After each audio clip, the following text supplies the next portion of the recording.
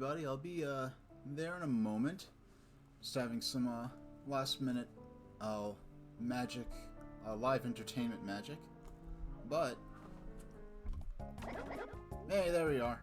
And for the first time ever, I did that using my my Stream Deck that I have now, which is pretty cool. All I was using the Stream Deck for prior to this was for setting up and, well, really for starting the recordings when I was doing my Let's Play stuff recently, which I did put another episode of Deltarune up. I did not mean to quit out of there. It's been a while since I used the Wii U Virtual Console, excuse me. But yeah, I've got a lot more. I've adjusted my audio. Both the game and my personal audio should be significantly louder, so you shouldn't have to crank up your device's audio to the absolute maximum, and just in order to. Okay, I didn't. This is a game I had running just to have something going on the Wii U gamepad screen on my my console cam over here. And you notice I'm finally using the Wii U gamepad during a stream. Unfortunately, it's purely to make the console cam worth, like, interesting. You're just seeing a static, unless you're playing an actual retro game. I think you need some kind of dynamic element to a console cam to, at least for me, the way I like to do it. I mean, this is only the third stream I've ever done with a console cam. It's been 72 streams since I've gone back to Mario Party 2.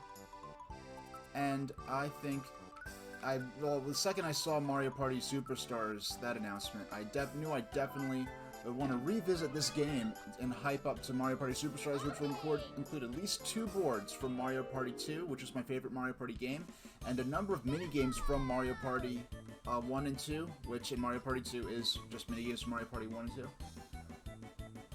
I brought the classic water bottle back for the first time since moving from my old region.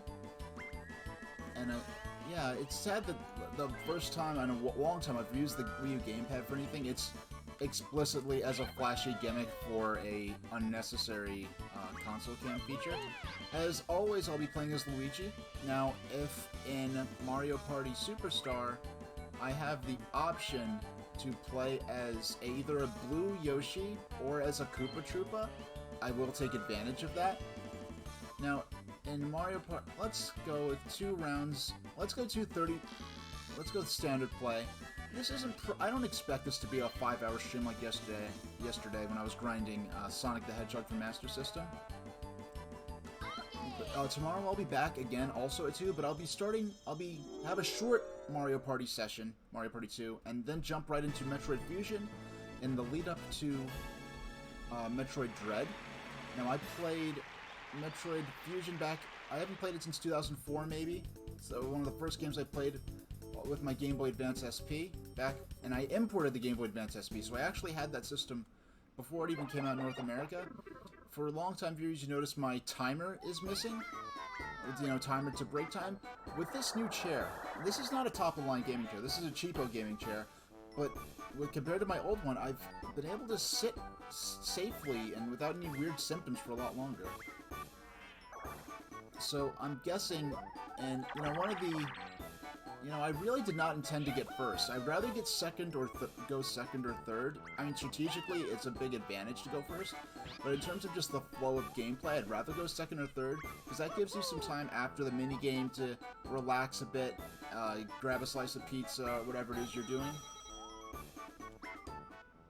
But here, we just have it go. We just ended up first, so we're just going to take advantage of gameplay. Now, I'm playing as Spaceland. It's not one of my favorite boards. I don't dislike it at all. But what I will say is that I'm playing this because Spaceland and Horrorland are the 2 boards so far that are confirmed to appear in Mario Party Superstar. I'm known as more of a retro variety type streamer, but for Mario Party Superstar and Metroid Dread, alright, at least we're first in line for the Happening Star.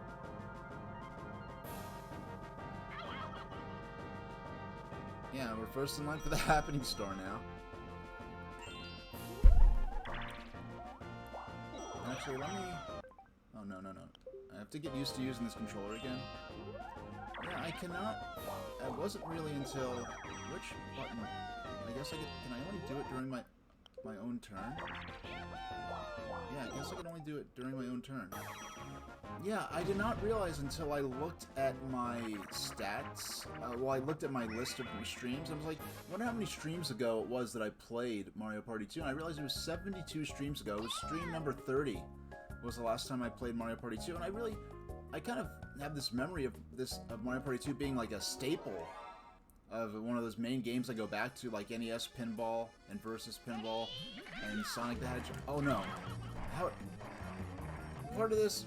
I'm still very used to, like, 95% of my gameplay on this has still been with the Wii Classic Controller Pro, and here I am using the Wii U Pro controller, so, like, some of my muscle memory for this particular game isn't the best, so excuse me there.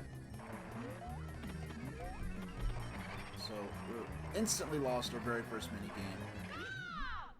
So, not off to the best start, but, I mean, we are playing against NPCs, so it shouldn't be so bad.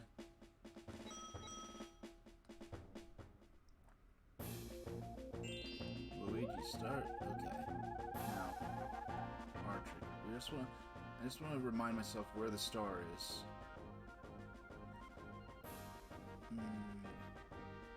Yeah, it's over here, so we gotta make... Alright, it's a pretty straightforward path to the star. I'm one space behind due to hitting that happening space on my first turn. On the other hand, it's not so bad in the sense that I'm in first place so far for the happening star. I'll try to keep track of that in my head as we go along. If my audio needs to be adjusted, let me know. My microphone, for really the first time ever, I've cranked my microphone all the way up, and the game audio is a little louder. In the stream, I actually keep my personal game audio in terms of what I'm hearing. I tend to keep it at the absolute minimum that I can get away with. But it's nice having my my water bottle back. Don't have to bother unscrewing it. Don't have to worry. There's no chance of spilling because, you know, you suck the water out through a straw. So, and this will definitely be enough water to last. So, all right. Here's a game I know I'm good at. Let's go.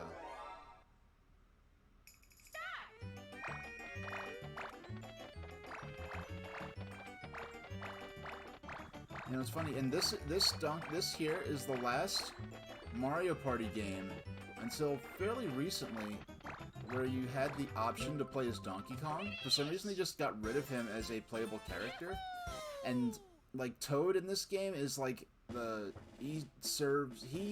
has the role of selling the stars in this game. Then Koopa Troopa is a recurring character within the boards. Alright. I just want to... Actually, no, I could reach it from here. I just want to reach something. There we go.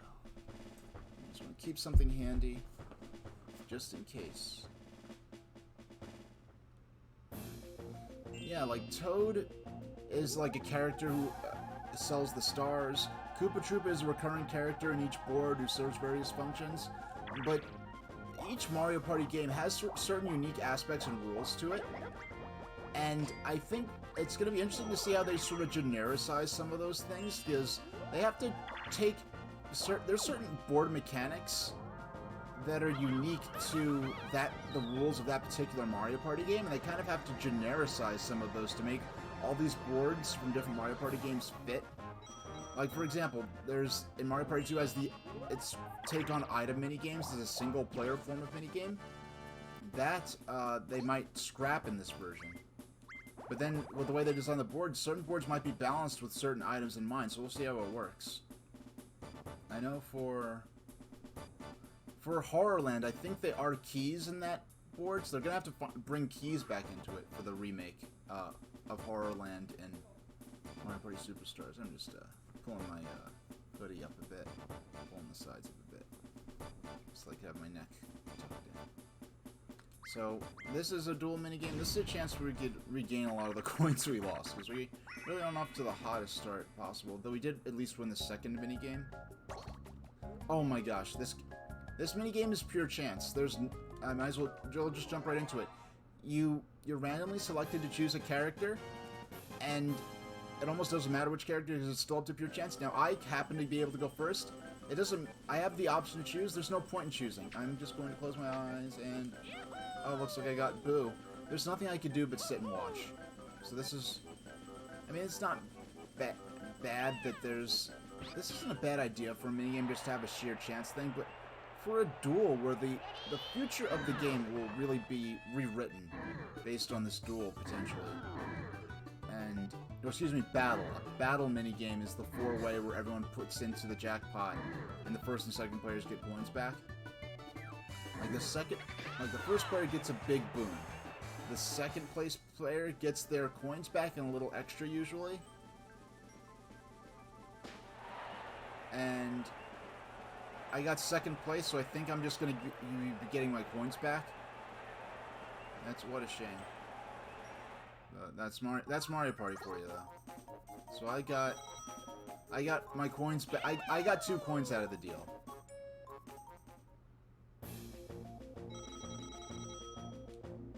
So hey, I now have 20 coins, which means I'm viable to purchase a star.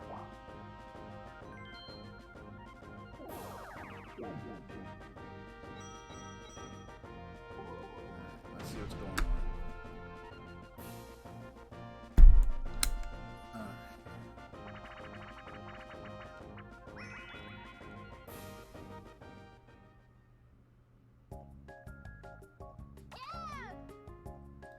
Okay.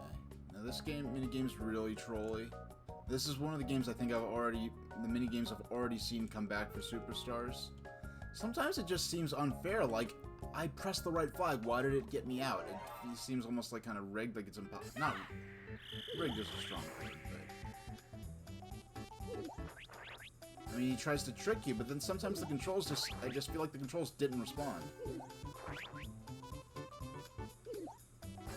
Now, see, look, I legitimately lost. He faked me out. I raised the wrong flag.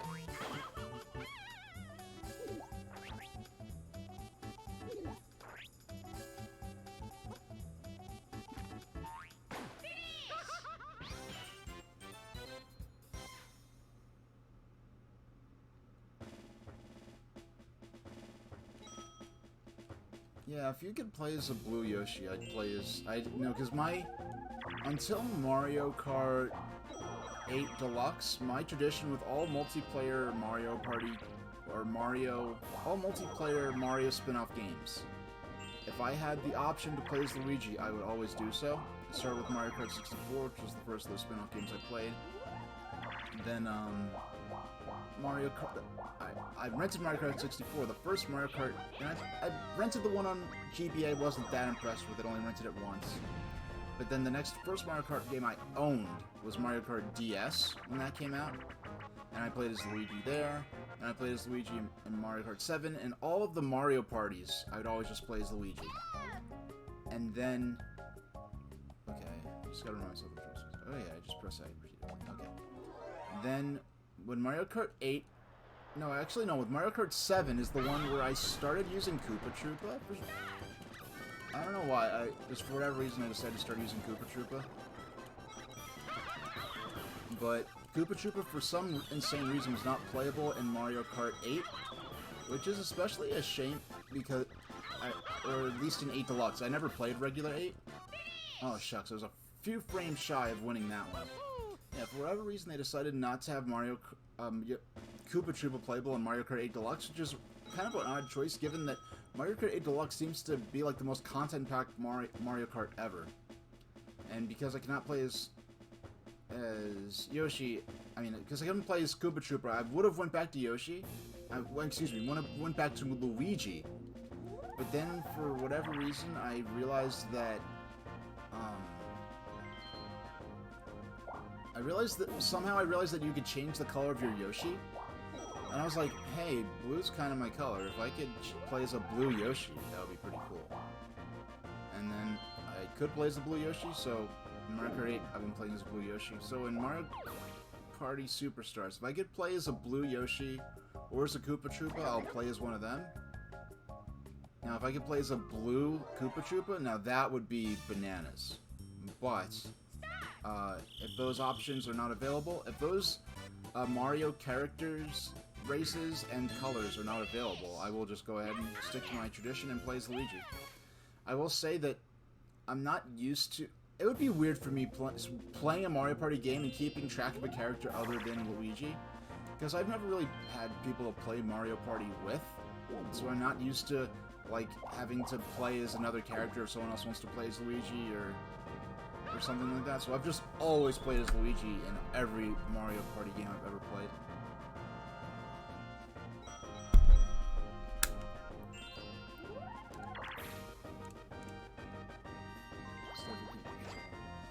Yeah, actually it's the speed trap thing is, they use that scene to introduce, I think, some of the gameplay for Mario Party Superstars. So, like, that's kind of like one of the iconic things of this particular board. Now, I just wanted to check. There we go. Alright, just making sure my settings are good. Here we go again. Yay, Serial Walrus. Yeah, this is my third stream in a row. I don't know if I've ever... Excuse me, I do have to... I just realized this. I do have to change. I have to mess with the chat box a bit. Gotta blow that bad boy up. There we go. Yeah, I've set up my stream deck a little more.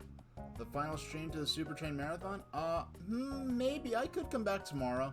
If I come back... No, actually... The 3-day trainathon? No, I already scheduled a stream for tomorrow. I already locked it in. I already locked it in for 2 tomorrow. I'll be playing a short... Today is going to be focused on Mario Party 2. But tomorrow I'll have a short intro, no more than an hour, of Mario Party 2. Which will then be followed by the beginning of Metroid Fusion.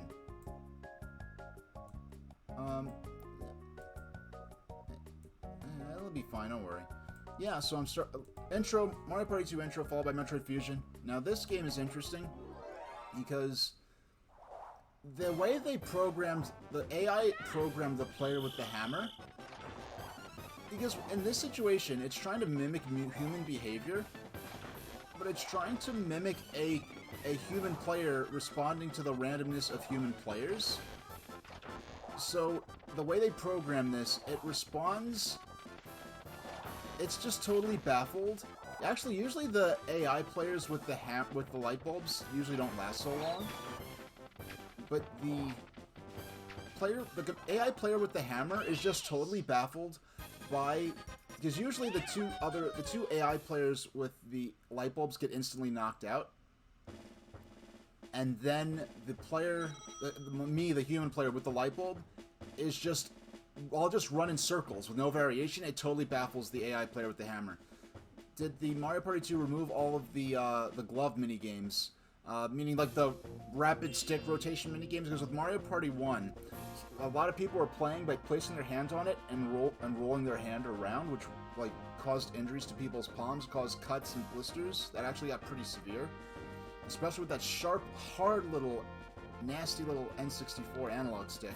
So Nintendo had to issue gloves to players who wrote in for them, and the funny thing is that the gloves are just generic gloves that Nintendo purchased. I think they were fingerless gloves, and they don't have any Nintendo branding or anything on them. They're just, yeah, just generic gloves. Now, it's funny because the last time we talked about the N64 stick, I defended it more than most people will defend it. But in terms of, like, I remember just casually playing Ocarina of Time, and that stick, it blistered my thumb, and I was not playing all crazy. I had to stop playing. And actually, I think I got out a fingerless glove that had a thumb pad on it to keep playing Ocarina of Time. And this is before the Mario Party incident. You played Mario Party 1, never had an issue with that minigame just rotating your thumb normally? Can you be honest? Yeah. You could always, you could be honest, you know, you could be, you know. Yeah, I never had problems playing the minigames. The problems I had were either because I was young and inexperienced, or because your left thumb has a massive blister on it. It's because of a PS1 D-pad. Yeah, that sounds about right. I can imagine that happening. But yeah, like the GameCube stick, regardless of the build quality, it's just a softer rubber. I never got the blisters on my thumb from that. And that blister from Ocarina of Time was using the controller as intended. It wasn't from doing the thing with your palm, because that's something that, yeah, players did, but it's not something that I guess the developers anticipated. But yeah, Mario Party 2 got rid of all the mini games. All you did was play fighting games for a couple hours a week ago. Alright. Alright.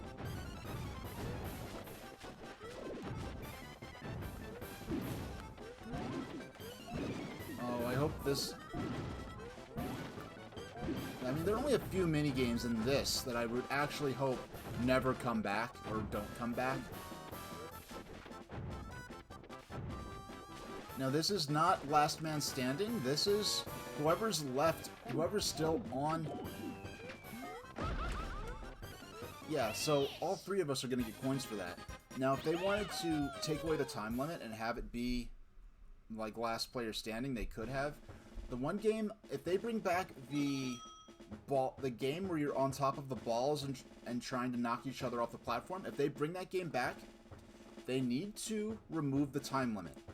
Because I've lost that game in a draw because of just the way the AI plays. I'm sure it's not as bad with human players, but the way the AI plays, you tend to get into a stalemate where you're just honestly or just playing as best you can, but no one's falling off, and if the time runs out, it's a draw, it's a stalemate, and no one gets coins, and that's lame. Now, if no one else, hopefully everyone else rolls low and I can get the first star. No, she's gonna get the first star. Lame. I'm gonna get a few coins stolen. Yeah, we've got the traditional water bottle back. Finally unpacked that. Had to reluctantly buy some big jugs of bottled water because I had a dispenser that dispensed 0 water, which I actually loved a lot. And I'm not a big like snob with my water or anything, but it was just more like useful or more efficient just filtering my tap water to a level. A really great, pure level, and not having to worry about buying a thing to refill it with each time. But yeah, but this I just like this water bottle because you really can't spill. I guess I used to have a water bottle that had a top on it, like a lid. This one just has a straw, so I tip it. No water comes out. No, a little water comes out. A little water. See, look, a little water came out, but it wasn't like a huge catastrophe.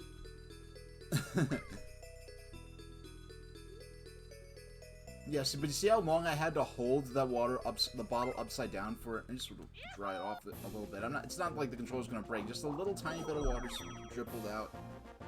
It's gonna air dry within a few minutes. It's not like that time on one of my 3rd or 4th streams. I would laugh if you saw how I was watching the stream. Are you outputting to like an HDMI to analog converter? And then running it through a VCR, then running it to like a little like bunny ears tube TV that's black and white or something like that? I'm trying to think of the wackiest thing I would consider doing. But yeah, for the first time, I really, I've got I don't know if you were here when I mentioned I have a Stream Deck now, Serial Wars, and I literally about 4 or 5 minutes before I hit live. Actually, I was still messing with it after I hit live when it was still on the hold screen. And I went ahead and finally set up some of the buttons. The only button I had set up before was the one to start and stop the recording.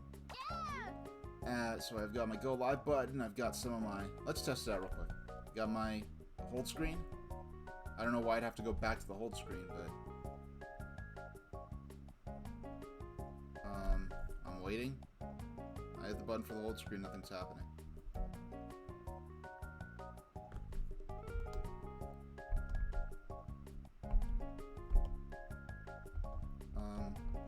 Well, it was working when I was, it was working before. So, end screen. Oh, wait.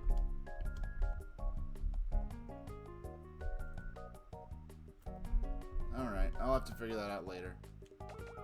Yeah, like, it made the buttons, like, the screens on the buttons little. But it didn't, like... Okay, so... Right, down, left, B down.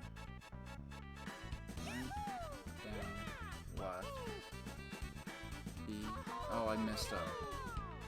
I'm too distracted by trying to... I thought of... These buttons were working before. I do not know what's going on. Alright, Mario, it's up to you. Now, if I hit the record button, I would expect... I don't know, it's so funny.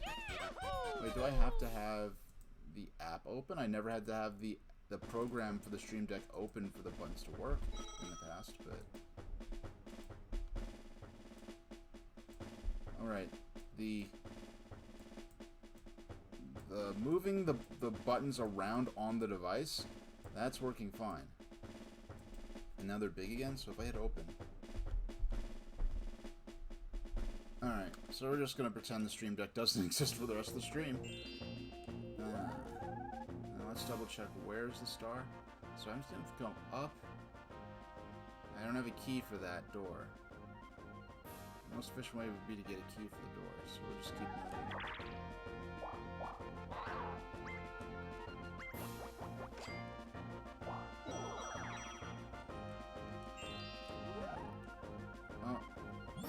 So Peach is gonna steal... yeah, Peach's AI is programmed to attempt to obtain the plunder chest whenever possible.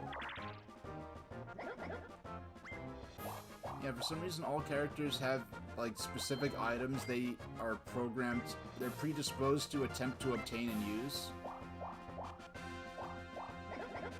Now, the AI can get funny sometimes, because... Like, there's a magic lamp item, and if you use that, it takes you directly to the star. And so sometimes the AI, I think this might happen if it's on normal or easy, it will use the magic, you could use the magic lamp whenever you choose. So it will warp to the star, but at a point in which they don't have 20 coins to actually purchase the star. So they just waste the magic lamp. Man, everyone's gonna have a star except for me.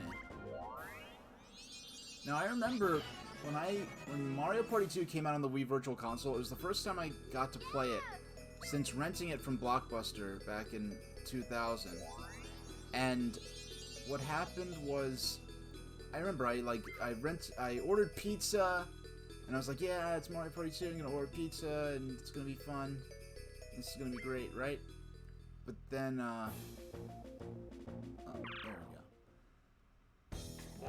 then once everything went fine, but it's just when I started playing it, I was like, wow, I never realized, it never occurred to, and mind you, it's not like I'm playing on a modern TV, I was playing on a tube TV that was probably better, or probably, it was equivalent to the TV I would have originally been playing Mario Party 2 on, back in 2000.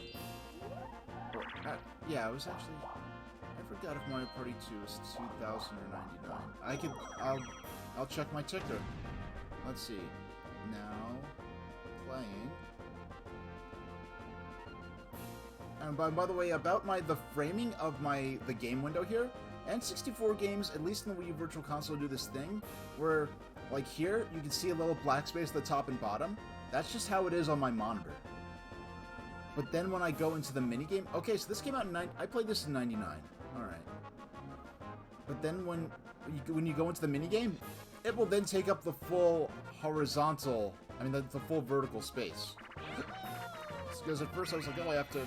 Because this is the first time I've gotten this layout out in... It's been 72 streams since I played this. It feels so weird how long ago it's been since I played this. Because I could have swore this was one of my regular games I would love and always would go back to. One of those old reliable ones you could turn on for a good warm-up session. This is definitely one of my... oh, doggone. One thing I do try to do with these is that I try to get as far as I can from the AI players, so that if they get taken out, I don't, or if I get taken out, there's a chance they might not. But of course, the AI player's not clever enough for this. Now, this minigame is reworked from Mario Party 1, where in Mario Party 1, you know, Peach's birthday cake is going to be in Mario Party 1 as a board, and Mario Party Superstars, and it's going to be interesting to see how they balance that, because Mario Party 1 had an extreme emphasis on the theft of coins and stars from other players, and the loss of coins via minigames. And in Mario Party 2, they cut back on all of that. They made it much more gentler, much fairer, less of a... So there are games where you just run around grabbing coins from other players. They reworked that where you're grabbing mushrooms from whoever has the most mushrooms.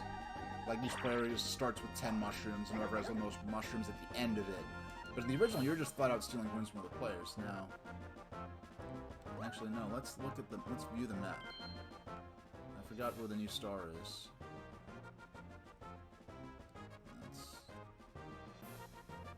I mean, no matter where the star is, I knew I'd be far away from it. It's down near the beginning. 58 coins. Let's see. Buy an item. What items are there?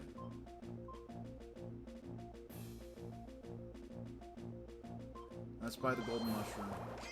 It's expensive, but you gotta get back in the game somehow. Alright.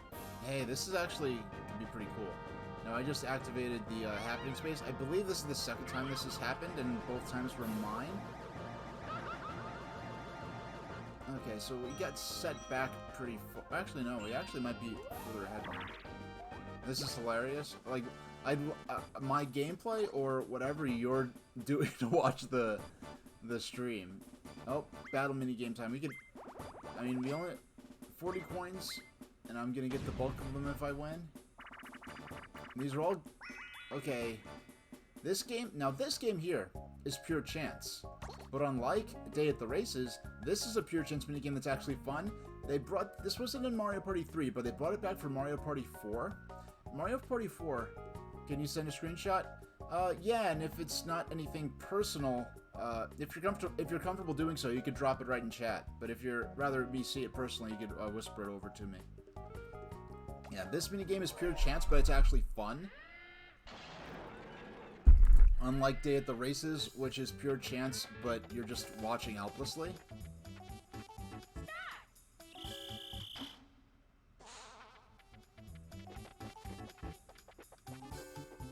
Yeah, so obviously, each time someone hits the switch, the odds of the person at the bat pulling, triggering the bomb increase.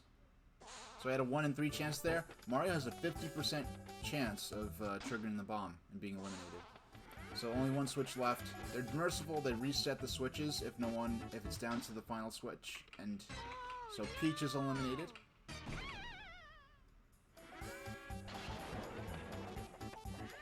And Yoshi.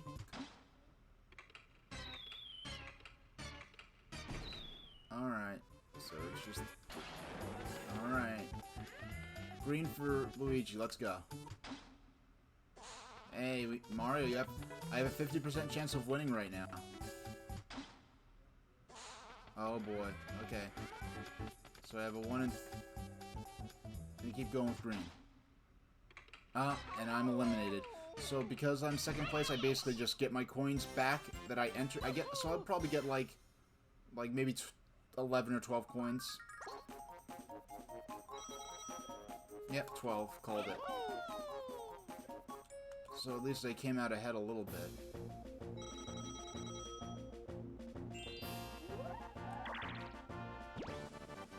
Oh, another battle minigame. Hopefully we can, I mean, I came out ahead last time. Alright, let's check this out.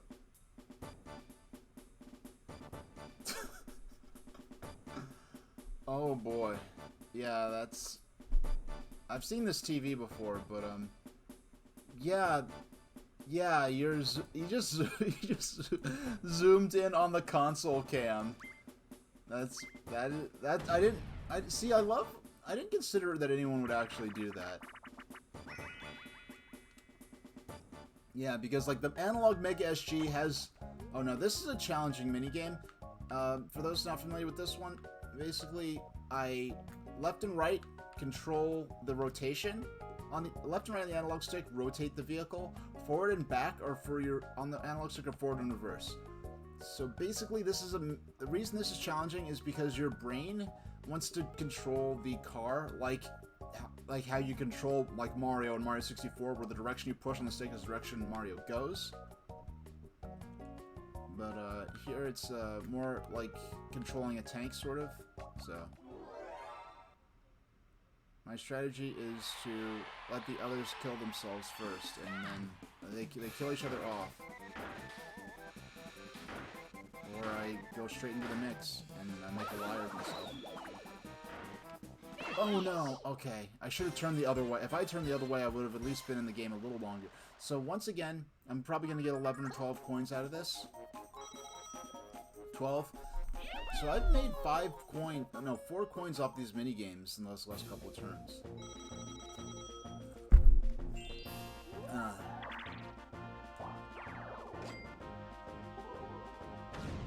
2 versus 2. And I do take, like, I mean, I would keep quiet about this if I was playing with other human players.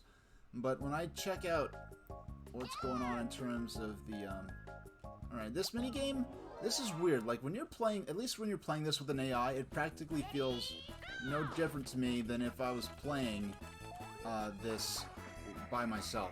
Because I guess what's going on, and by the way, the penguins have the space between their legs beneath their tail oddly well defined in a cartoonish manner, that so I don't know why they decided to include that detail, but I'm sure if this minigame appears, and will I get the N64 online service?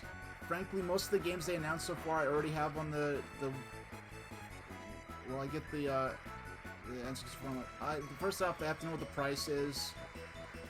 And second, I have to, if I look at the games and they're interesting games that aren't available, that I want to play, that aren't available on regular Switch Online. Like, honestly, right now I have Switch Online purely to access classic games, and I basically never play the classic games. I'm basically just giving Nintendo money for no reason, honestly. I just have them, so if I choose to play them, I have them accessible.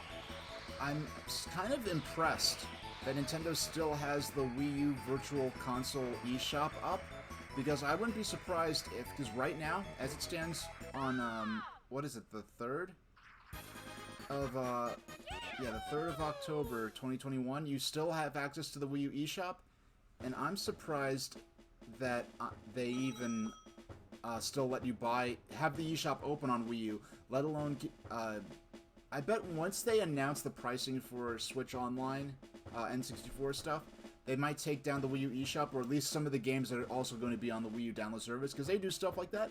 Like when Donkey Kong Country Returns came out on the Nintendo Switch, they took the Wii U version off of the eShop for a while, and I think they put it back up. Yeah, Nintendo's been known to do stuff like that, but they have done that and then reneged and put it back up on the Wii U. So I wouldn't be surprised if they took some stuff down now. Since I moved, I really stopped doing my tradition of just every couple of weeks just buying a few more Wii U Virtual Console games. And I have to find a good hard drive that's compatible with the Wii U, because for some of the N64 games and the bigger eShop games, that's going to fill up. I'm starting to fill up the internal space in the system. For all the NES, Super NES, all that kind of stuff, it's not as big a deal. I rarely win this one, but let's go ahead. Okay.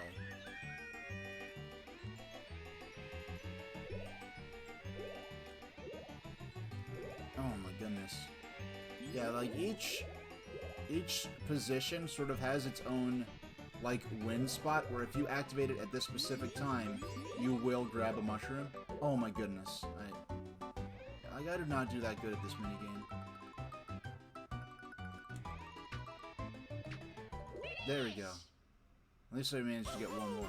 You found a way to plug real hardware consoles into VR on an emulated CRT TV. I have to. The issue is you're getting 1 or 2 seconds of latency.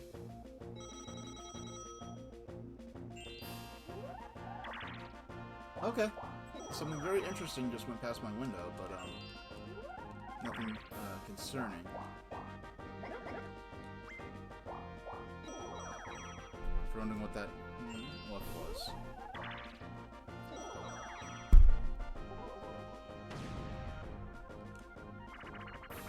Actually, I'm going to...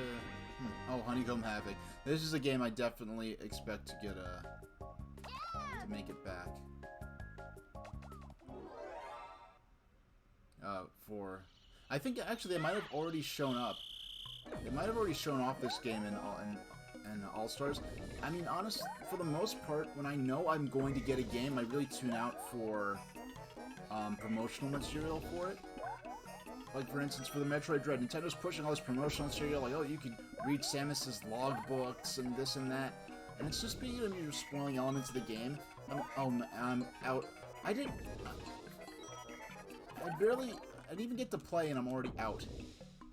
Oh yes, I'm getting Metroid Dread. And the next Metroid game I'm playing, well, I'm starting with Fusion tomorrow. Because I know, like, with Samus Returns, which I never played, but they introduced this melee counter nonsense. I'm calling it that like a reactionary old man, but they introduced these melee counter, almost fighting game, action game-esque things into it, where I know they're not the kind of things I do well with in games. So, oh yeah, old helicopters are crazy. Like, there's helicopters. Then there are gyropters, which are actually a different vehicle than a helicopter. But they're helicopters, gyropters. There's that one vehicle that had the rockets on the tips of the rotors, and it shot the rockets off, and it took up vertically. Then it went forward like a plane, and and so it could land vertically too. It was the craziest thing. Now I'll be right back. I just need to go check on something.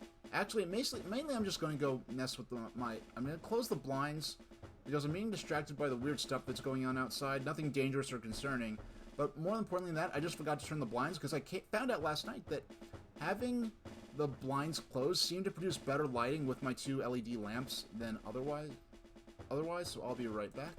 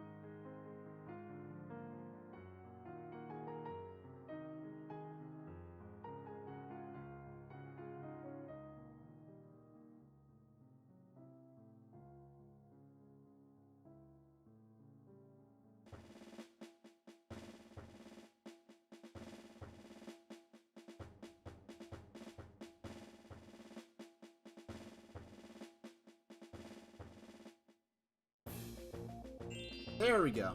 Yeah, it looks like a cat got stuck in a tree, like across the street. The fire department's rescuing them. You know, so yep, yeah. I see. I already got it. Serial Wars, the magic of the internet, the delayed audio, or the delayed feed or whatever. And then, yeah, look at that. Like it's weird. I did not think this would be the case, but closing my blinds to the outside daylight, and it seems to produce better lighting effects to me than having the blinds open and having it supplement the classic cartoon happening outside the window. Oh, you know what? Serial Wars, I think we were talking about this yesterday, like if I got a VR chat, like avatar, what it would be.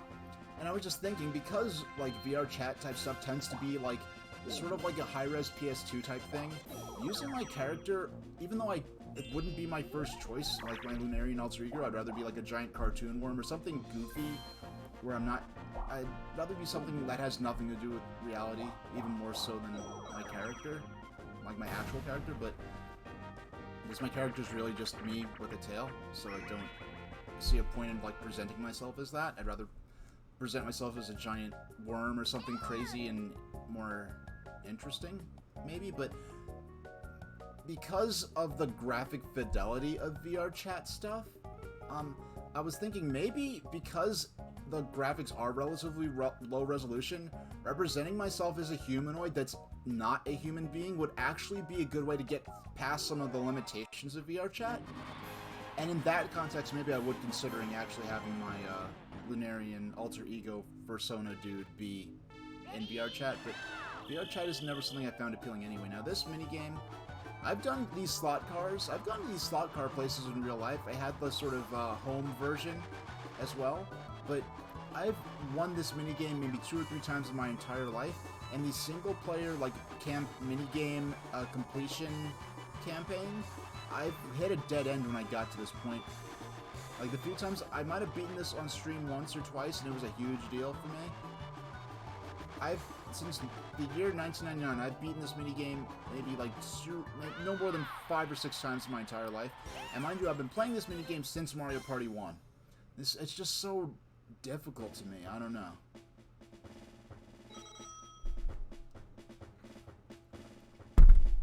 No, and it's not that controlling it for me is difficult. It's that, yeah, it's not that controlling it is different. It's more just that it's hard to... Alright. There we go. Just making sure my audio's coming out okay. It sounds good. Yeah, this is the loudest... This is the first time I've ever streamed with my mic cranked all the way up. It's not that I cranked the mic up, it's just, like, the way Streamlabs OBS seems to work, it's not that you're increasing the volume of the mic, it's that the mic starts maxed out and you decrease the volume of the mic.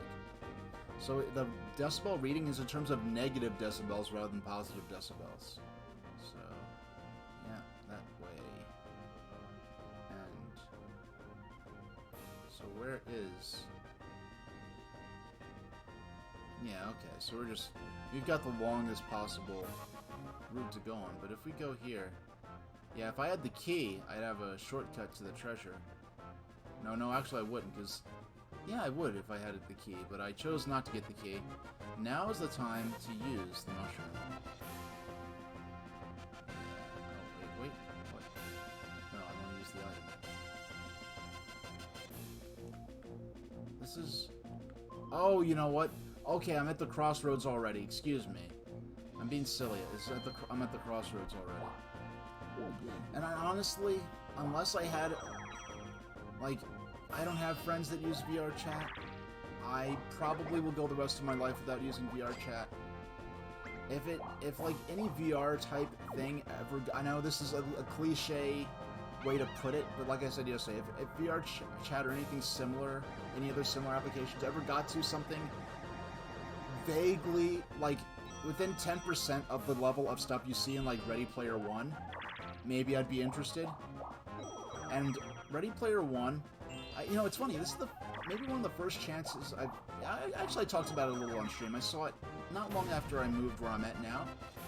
And Ready Player One, what I'd say about Ready Player One, you're way too cool to use VR chat, it would need to be much cooler to interest me.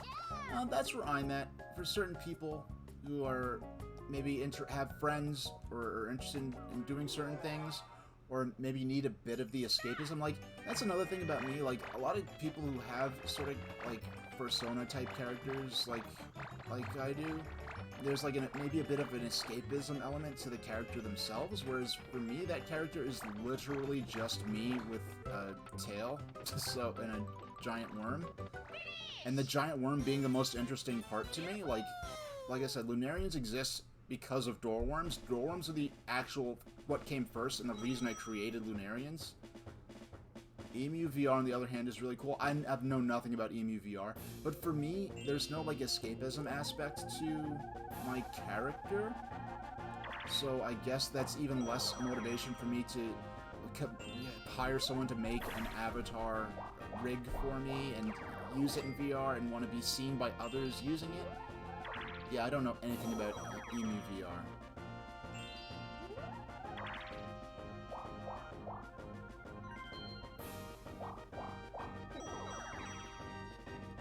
And once again, I forgot to use my item. That's the thing about this game. I tend to forget I'm holding items. Because you can't use an item on the same turn you purchased it. Alright. Alright, I'm just checking this out. Oh, okay.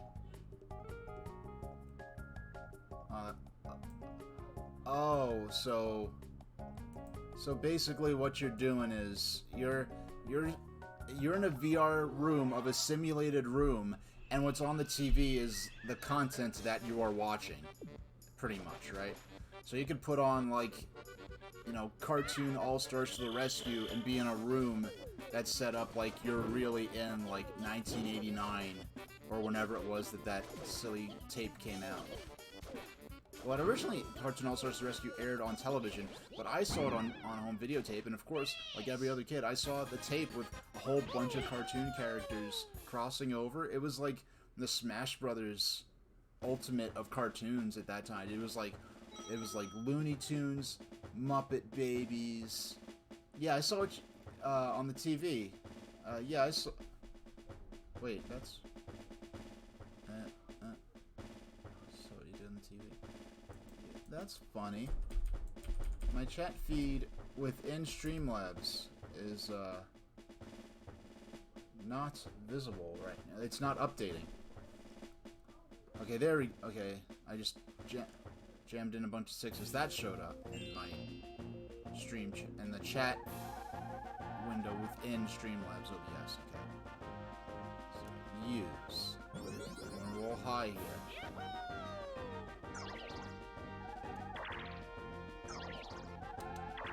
Seven, 3. This is, I think Mario Party. From Mario Party 3 onwards, like with this game, if you have good timing, you could actually look at the dice block and try to go for higher numbers. After from GameCube onward, from Mario Party 4 onwards, from then on, the numbers are actually randomly. So it's a lot more sophisticated than that. It's full of front end. It's a full front end for RetroArch, so it has full net play and emulator support, meaning you could have people come over and start up an N64 game while having a stream playing on your TV, and anyone who joins your room can grab a controller, etc., and set up their own consoles. That's pretty cool. Like, the stuff like that's the beginning of something where, you know, VR could become as common, not as common, but as verging on becoming one of those things like that maybe 1 in 10 computer PC owners might even own. Steal coins. Steal them from Peach in Season First. Because Mario and Peach have the same number of coins, so let's steal them from Peach. Literally got a VHS for Super Train Stream, for example. Anyone can join my room, find that VHS, and put it in the VHS player. So is it a recorded VHS of a past stream that I've done, or is it just a VHS that sort of links you to the stream I'm doing now? Because honestly, like, what you're talking about right now is like the first time I've ever been interested enough in VR to even talk about it with someone. Because yesterday we talked about, oh, what would my avatar be if I wanted to make a VR avatar?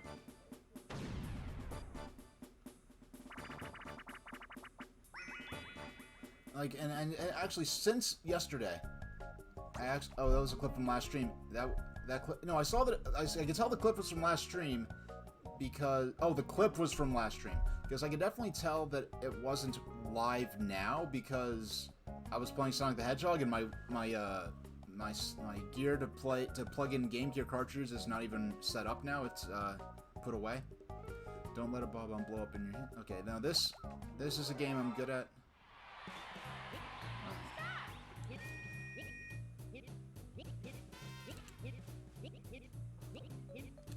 Yeah, I don't even bother focusing on who I'm tossing to. That's just extra effort to me. 1 down, 3 to go.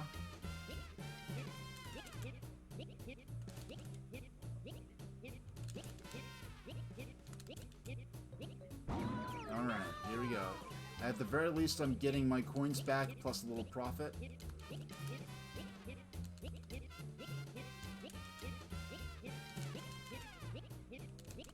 Oh, I was like a frame or two away from getting that back into Mario's hands, but I'm at least getting my coins back. So they put the VHS in, it'll fire up my live stream, or nothing if I'm not streaming. Okay, that's cool. I mean, like, there's some streams that are sort of automated and go on nearly 24 hours. Amy VR was the only reason you bought a VR headset. Oh, interesting. Honestly, like, I've thought more about VR in the last couple of days than, you know, and I did not go out of my way to look for this article, but I remember, like, about a month ago, like, I think my dad or someone texted me some article. It was like, yeah, it was like my mom or my dad sent me an article saying that like that furries were actually one of the groups that was doing the most with VR stuff, which sounds about right, but I'm not that interested.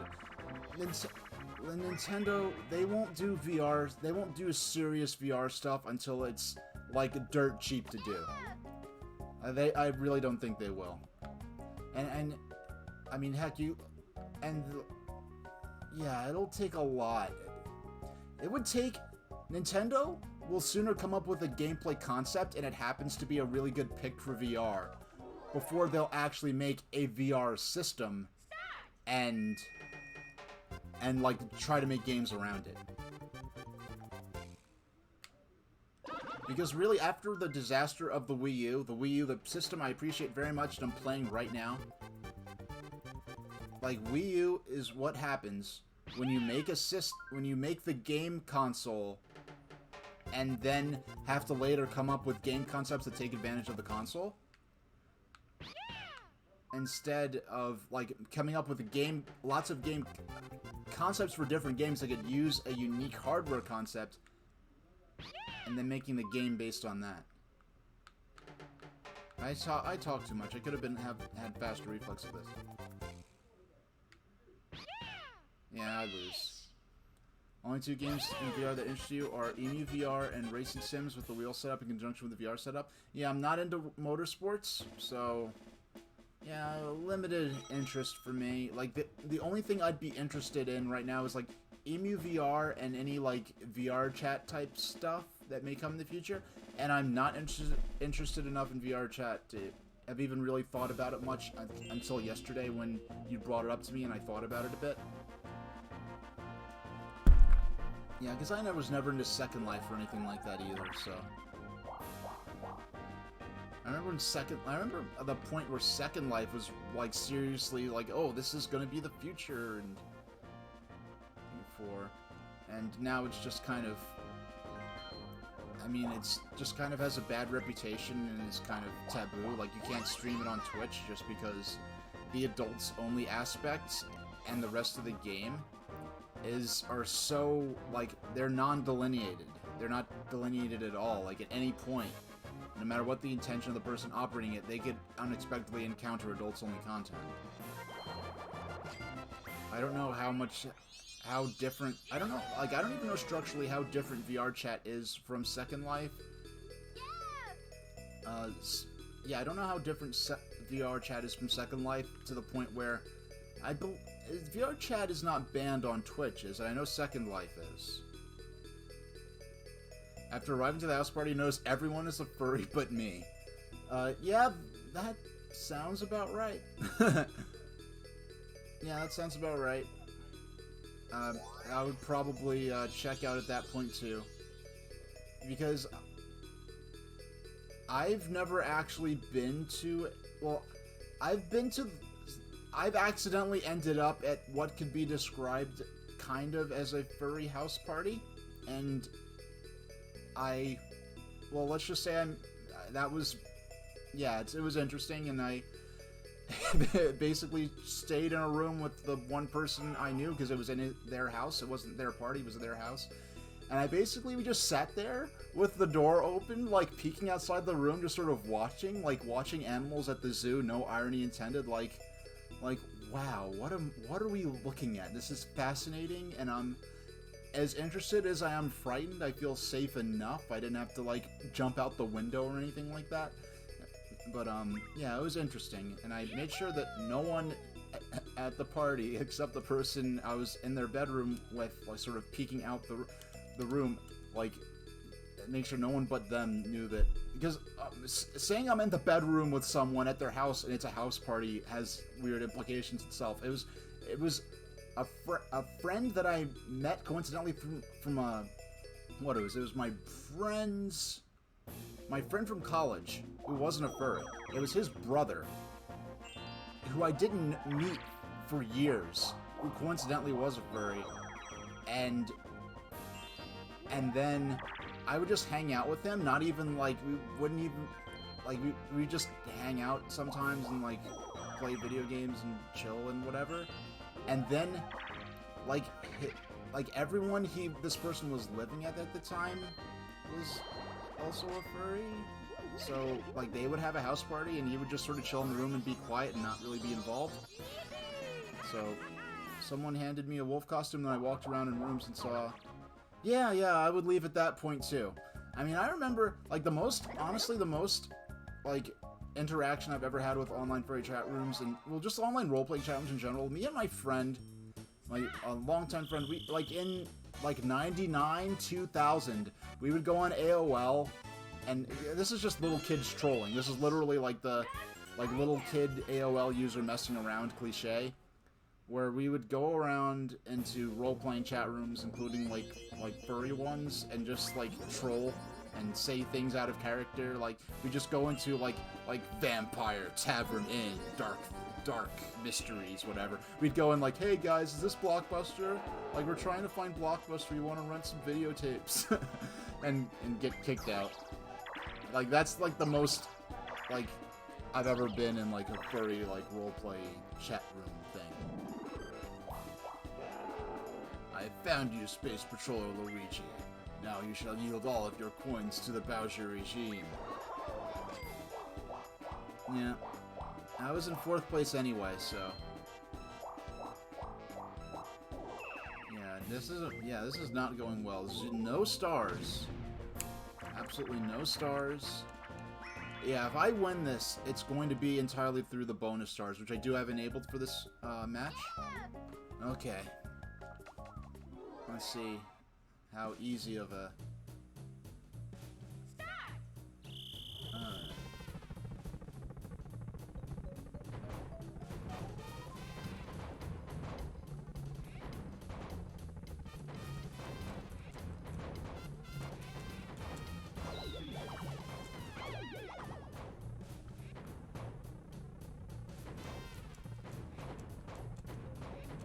Oh my gosh! Like, I just couldn't shoot fast enough. Like, I was lined up to win that. I just wasn't fast enough.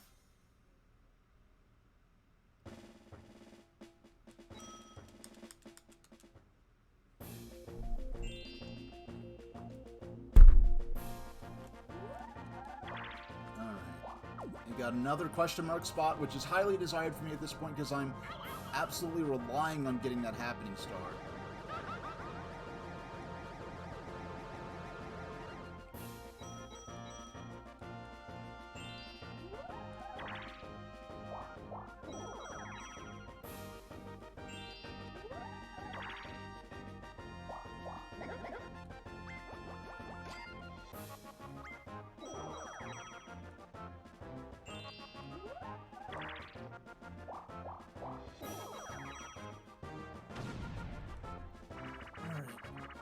Let's see if we can actually win this one. Shy Guy says, again, this is one I don't have the best track record on.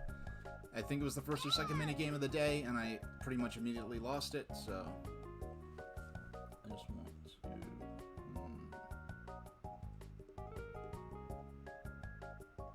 There we go. Alright, everything's good. I just, like, when that split second pops up, it's like, oh, dropping 100% of frames. I'm like, what the heck? And it's just obviously some kind of glitch.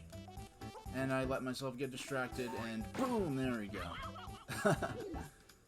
Yeah, so at least the first time I lost because I actually lost the game, not because I simply failed to participate whatsoever. You'd only handle the Wii U cam crop for so long. The fact that he even had the imagination to try that is... You know, it's kind of funny. I remember going to the Wii U launch. I remember going to the Wii U launch at the Nintendo World Store. No, they hadn't rebranded to Nintendo New York at that point. It's still the Nintendo World Store. And I went to the Wii U launch, but I could not afford a Wii U, and I didn't even have an HD television at the time. I just kind of went to hang out with my friends there. Yes, well, I didn't have the money, I didn't have an HD TV, and I really just went to hang out with my friends. Like, for instance, when they gave out the goodie bags and stuff, I didn't get a goodie bag because I wanted someone who was actually getting the system to get one more goodie bag. But basically, Nintendo had this huge launch of the Nintendo World Store. This huge, big deal where they had a stage and a DJ and people running around in Mii costumes. And it was this big event, and there was a cosplay contest, and this and that. And the Wii U has... You can use the analog out from the... with the Wii U, you can use the analog out that the Wii used. But you have to use a TV to set it up. But after that, for all compatible games, you can just play on the gamepad.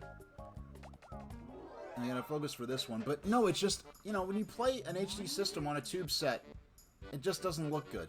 You know what I mean? You know, it just looks blurry and bad. And it just looks blurry and bad. And I didn't have a living room, really, or a good setup to enjoy playing it in. And with my, you know, with my life at the time, like I was playing 3DS full time. I was home a lot more than I was away from home. Like, I was in a lot of waiting rooms and trains and things like that, so at least in my experience, it was barely worth, like, the TV it was a little 23-inch Trinitron, and it looked really bad, and I'm playing Wii U on my 23-inch Trinitron looked bad, and I say that as somebody who put off getting an HD display of any kind until December 2017. You play PS2 games on PS1 games on your PS3 via analog out. Your CRT looks fantastic, just like the real deal. Well, the thing is, that's playing PS2 games on your PS3 via analog out on your CRT. No, but that's playing like a PS2 game on an HD system and then having that run on a tube set. I'm playing a modern HD system and a modern HD game on a tube set, and it just did not look that good. It didn't look worth pursuing. Like, to the point where I didn't enjoy it. And I lose all my coins again. Way to go. Like, I'm gonna lose this so hard, probably. Now, well, at least this makes it interesting. Now I'm back to 0 and having absolutely nothing. I'm interested to see if I could salvage this somehow. Okay, they might. I never bothered trying it, because when I played, when I was using I still have the Trinitron I was talking about, but I would play that through my Wii, which outputs natively in standard def, so it's not something I ever had to bother trying. Like, the Wii U has been a great way for me to play these games and through native HD output. I tried a couple of, like, the Ghana adapter and something similar to just run my Wii and just have my Wii and just plug an HDMI cable into it and run it into the capture card. But it only captures the Wii channel menu. Playing the games, the system goes black, and then the Wii system instantly falls asleep. It is the strangest thing. It's an effect almost like if you put like a magnet up to the top of a DS system, it thinks that the lid is closed, and then it puts the system in sleep. It's almost like that, where it's like instantly falls asleep. Now this minigame, if they do not bring this back, I don't know what they're thinking. If they do not bring this back for Mario Party Superstars, I think we've already seen footage. Oh my goodness. I rarely lose that minigame. Yeah, today I'm just not having a good time today. But yeah, most HD games on CRT for 360 PS3 don't look the best. It's dependent on developers optimizing for analog resolution. Yeah, I guess so. I mean, honestly... Hush. You're gonna get me copyright striked. Just gotta take care of something real quick. Oh, okay. Let's see.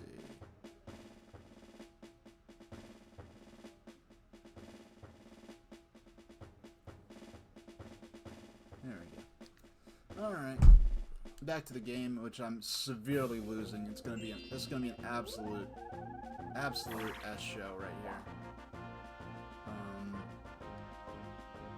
have to remember which direction the star is in. The star that I'll never get is in. I have to get down here, and I have to. I mean, I have 0 coins and 0 stars, so I don't even mind landing on the Bowser space.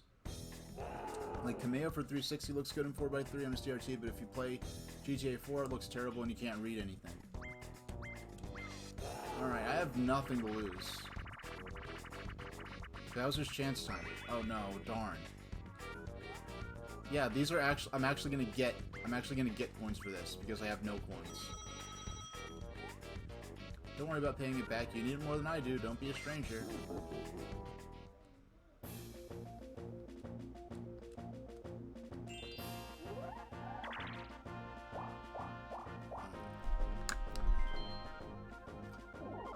So if I win the next turn minigame, which this has a good chance right now of being a 1 versus 3 minigame with me being it. If I win this next minigame, I'll be viable to get the next star if I could reach there in time. Oh, but Yoshi landed on a green space, which means that it could go either blue or red.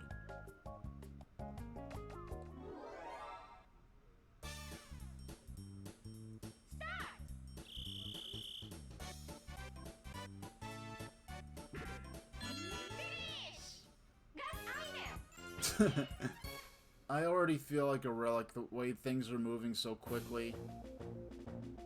You know, so yeah, I already feel like an old reactionary Luddite complaining about all this crazy stuff going on. Like, I already feel like that now with the way tech is.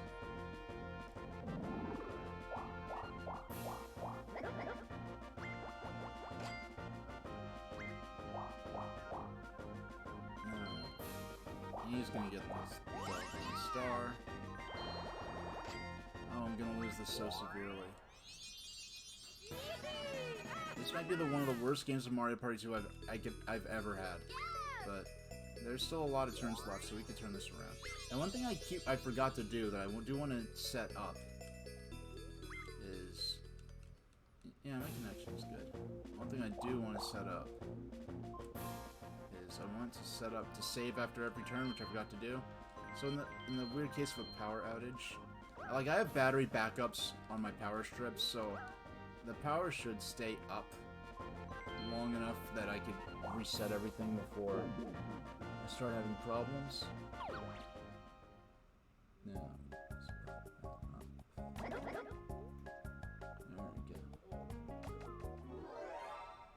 Yes, I do have an additional...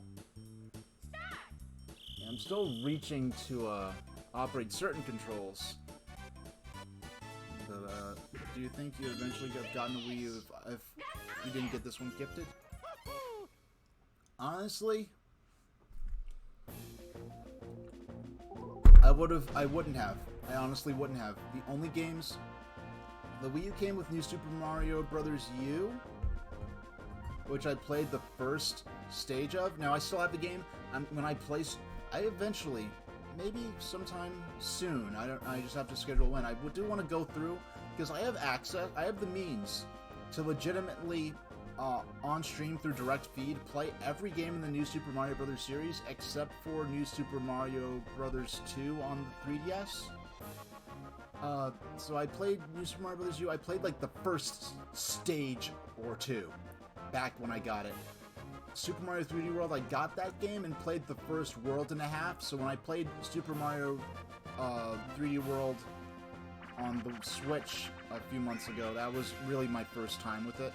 And I just understand the controls, like the pacing of the controls is a lot better. Now this is one I normally do good at, but I just have to focus.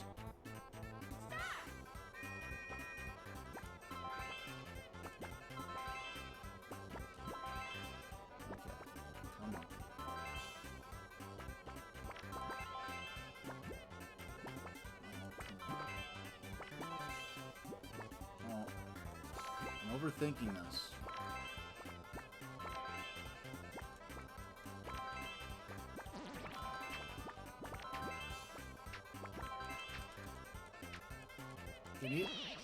I swear to you, I've been playing this game since the Clinton administration. You'd never guess based on this gameplay today, but yeah, not doing so hot tonight.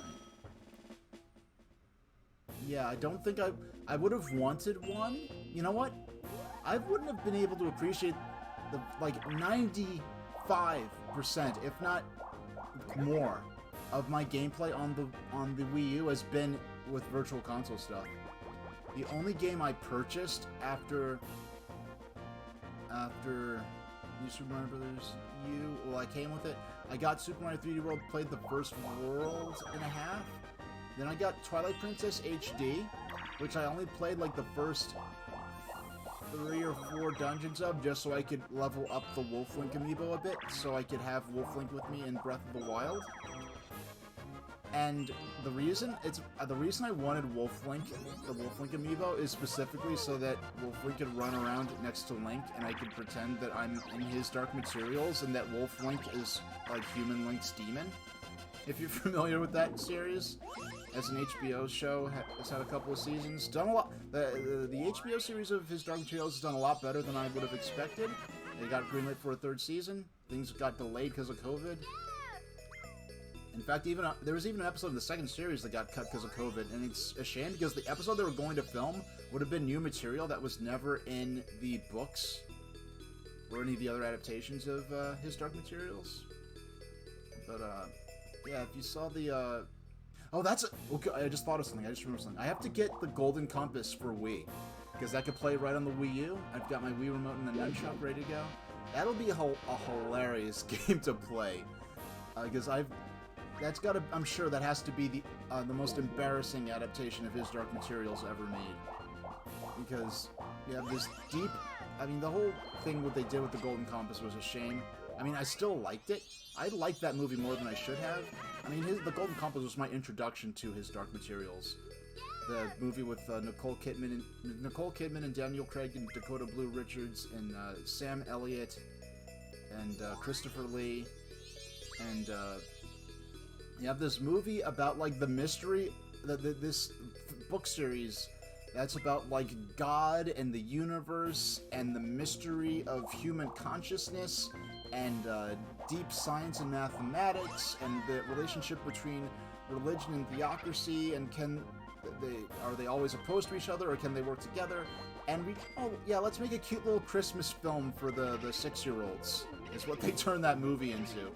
But somehow when I saw the movie when it came out, knowing nothing about the franchise, I somehow saw through the movie that Chris Weitz was forced to put together, and instead saw the movie that he intended to make. And that's what got me turned on to the series. And the HBO show is, I think, a pretty much better reflection of the work than the movie. Well, I will say about the film adaptation is that if the Golden Compass film is a good movie, it is certainly the worst good movie ever made. And I am absolutely.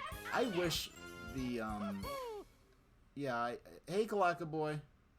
How you doing? We're playing Mario Party 2. I am getting my butt kicked. I am having the worst game of Mario Party 2 of any kind that I think I've ever played, but we're still having a lot of fun. Yeah, so I was talking about my plots to play the Golden Compass game for Wii. I almost wish that his Dark Materials was available on Amazon Prime, because if it was, then I could do watch parties of it. I'm doing good. I'm 4th place out of 4. I'm not doing good when I'm 4th place out of... Now, this minigame, because I'm a human being, it's very easy for me to figure out, okay, they set how to the extent to which they disoriented the controls and just do opposite. Yeah, I'm 4th place out of 4. Yeah, so at least I'm playing, so... Okay. We gotta double check where the star is, because the star does keep moving around on this board. Really, only a few of the... Hey, R. Schultz, 17, how you doing? Yeah, only a few of the boards in Mario Party 1 have a truly stationary star. So what I want to do, I'm going to want to go to the left here at this branching path. I mean, there's no way in heck I'm getting this star in time. And in fact, you know, look at that. If I do... Either I could go to the Bowser space and actually head towards the star, or I could go up and hit the battle square. And I need the coins. Hopefully I actually get a minigame I could win. 10 points per player. Alright. No, and of course we get the one of the 2 minigames that's pure chance. And of those 2 minigames, we get the one minigame that's pure chance, and it doesn't even have any fun element of suspense to it. Because I could effectively play this game with my eyes closed. It'll make absolutely no impact on the ultimate outcome. At least I got to pick first. I had my choice of all 4 characters. Not that that matters. It's not like the characters have some sort of tell to them or anything like that. So, yeah, hands off the controller. We're just, and that's the cool thing here. Actually, let me put in the command, because I was talking about it a little while ago. The command that explains the, wait a second. Let's test that theory. Okay, Streamlabs keeps hanging up. You know what I'm gonna do? I'm gonna drag this. I'm gonna bring in my web-based stream manager. Yeah, put that there and use that to interact, to read chat. Because looking at it, I've never had this problem before until now, but it's in line with some of the other problems I've been having. But in general, Streamlabs has been acting pretty well today, because I did not even see that you say when Serial Ross, when you said let's test that theory, it didn't even pop up that it, like, in my chat window within Streamlabs. I ended up noticing it when I saw it appear over my webcam on the preview feed in the broadcast software.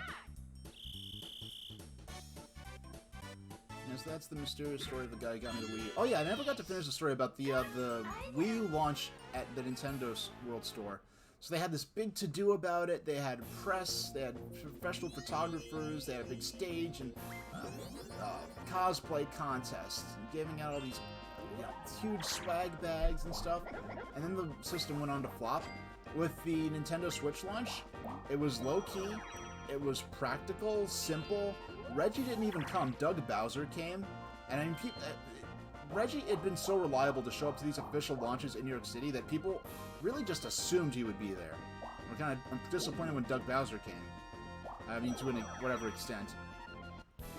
But, yeah, so let's see if we get bamboozled again by Bowser. Not likely. He's going to be heading more towards the other side of the field. But I'll be, yeah, so they had a simple, low-key launch at the Nintendo store. And for the Wii U launch, they rented out that entire, like, sort of... They rented out a huge section of Rockefeller Plaza. That is very expensive to do. That is a big deal to do that, even for Nintendo. It is not at all cheap to rent out that area. That outdoor area. But yeah, I could say if it was for that person gifting it to me, I probably would not have Wii U. And I wouldn't be able to do these streams the way I'm doing. I'm not even sure if... Oh, this minigame. I hate this minigame. I'm at the mercy of the person of the CPU.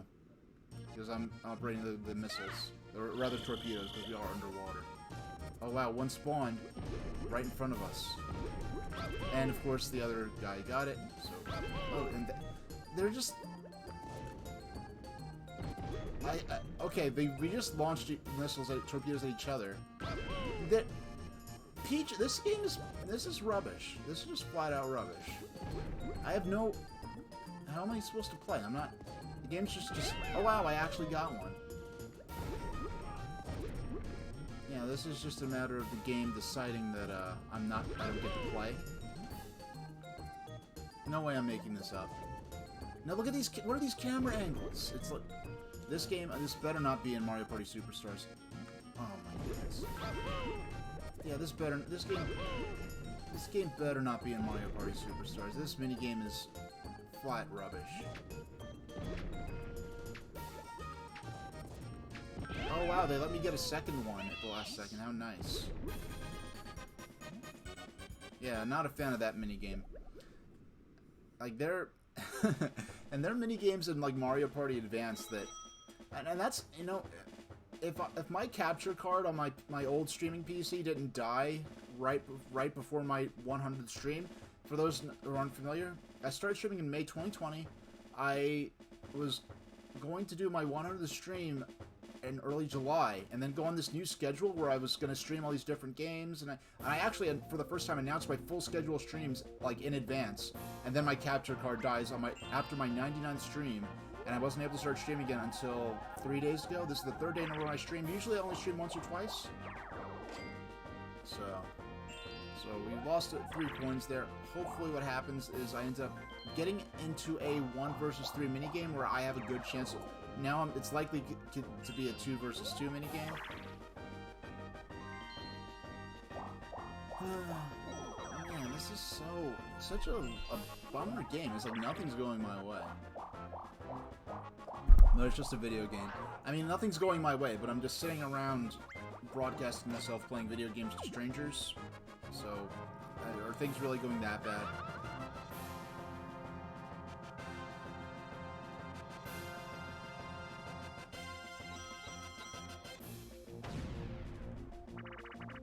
Okay, speed hockey.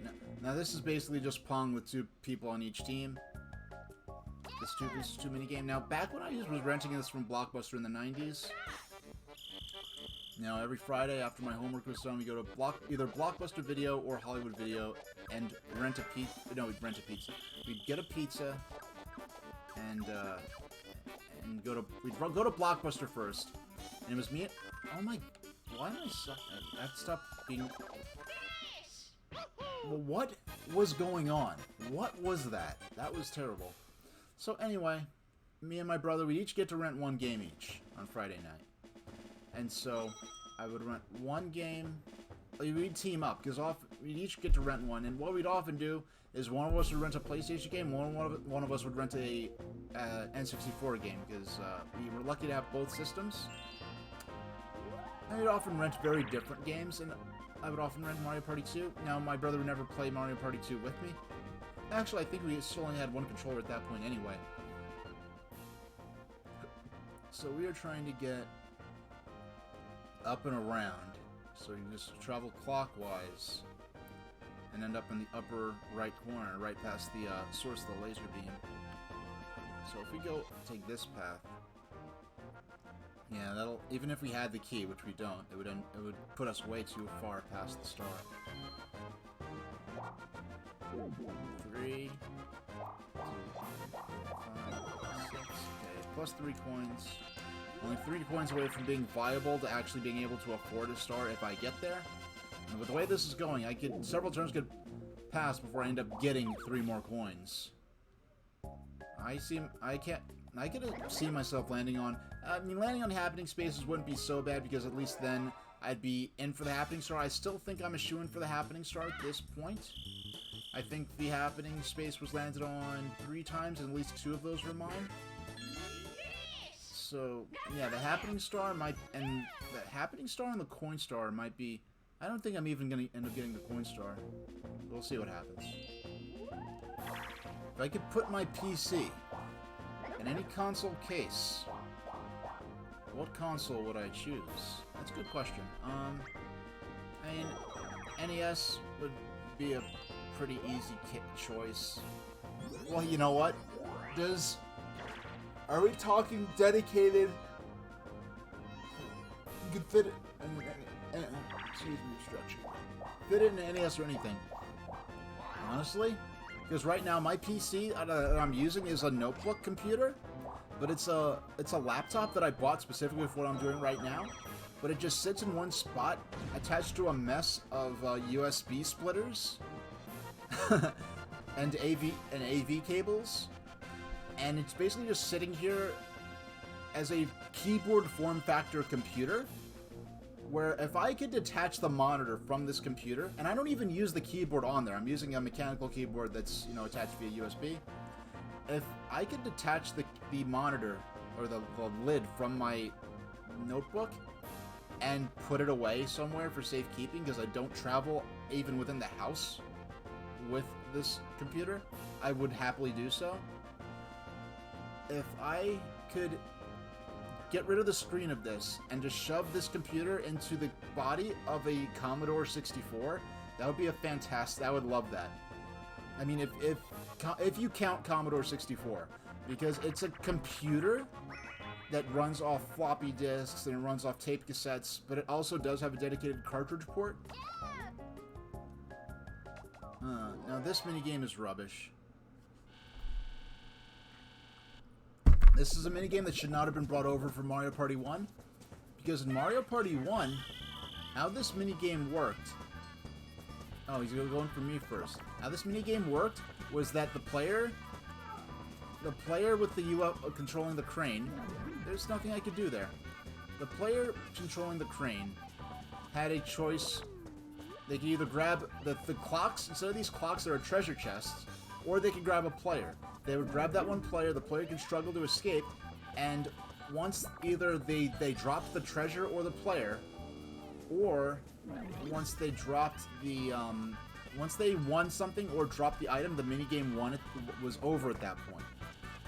And so basically, they target the player who has the most coins at the time. And they'd steal the coins from that player. Those coins go from that player to the player operating the crane. Here, in Mario Party 2, they abolished the coin-stealing mechanics.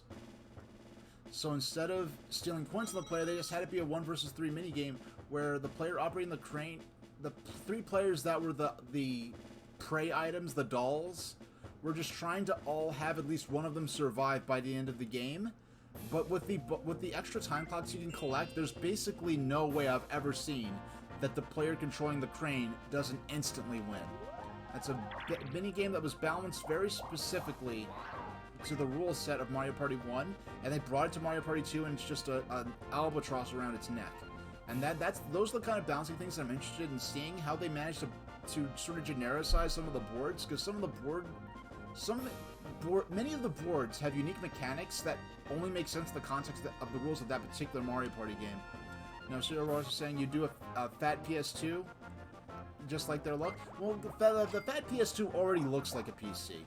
In fact, I don't know if I told you about this. It might have happened. Wow, I found a hidden block with some coins in it. This is like the first, this is the best thing to happen to me in the entire game, pretty much. Now, the PS2, I don't know, it was a few months ago. I think it was after I last streamed, before I returned from my 100th stream, back on the 1st of this month of October.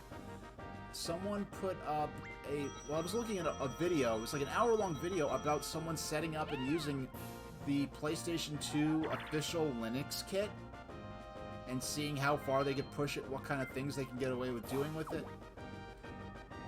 And it was just interesting watching the setup there.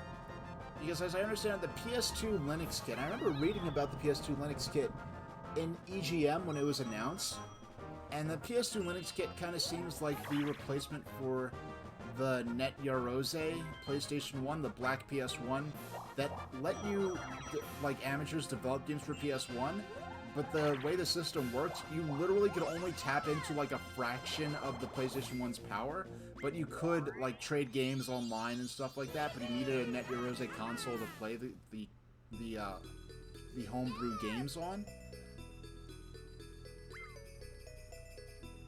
Yeah, it came with the keyboard and everything, and a hard drive. And the hard drive that the Linux kit came with is a different hard drive than the one that you would use for, like, Final Fantasy 11 and stuff like that. You have a PS2 set up for it, you have yet to mess with it. So you already installed it and everything. Now, is this, like, do you actually have the Linux kit, or did you just, like, find a site that has the Linux kit software and just sort of, like, just put it on there? Like, I'm just interested, because I don't know, like, if the Linux kit is, like, considered really rare nowadays or anything like that, or if it's very valuable. Because it could be rare and very valuable, it could be fairly common and easy to get, or it could be rare, but no one really cares about it, so it's not really valuable even though it's rather uncommon. Because I can't imagine there being more than several thousand of those kits sold. I'd be surprised if they even hit 10K on those Linux kits. That's a really hardcore hobbyist kind of thing. Just a bigger 80GB hard drive. I remember the first computer I had where the RAM was measured in terms of entire gigabytes and not just megabytes. It was, I think... No, the Linux kit was some software and a fancy VGA adapter for the PS2 and a mouse or keyboard. Yeah, like, it was just, oh, the Linux kit didn't have a hard drive with it? I thought that would have been one of the most important. I didn't mean to practice this minigame, so we're just going to quit the practice.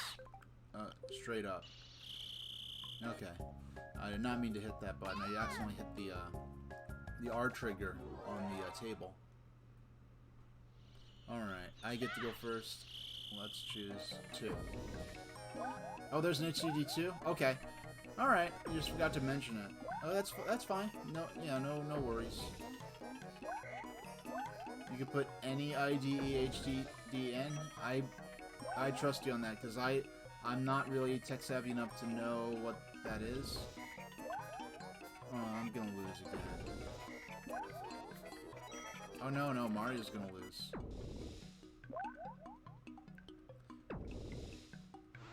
Now, here's something that shocked me when I realized this. You press start, it doesn't blank out the fruits. In most games like this, like Tetris, for instance, if you press start, it clears out. Yeah, you don't have the official Linux kit, but you have the means to use the kit to install that build of Linux on a PS2. But normally when you press start in something like this, it clears out the field so that you can't cheat and plan your moves in advance. With this, yeah, I don't quite have the brain to work it out in real time, the probability of if I choose 2 versus 1 and so forth.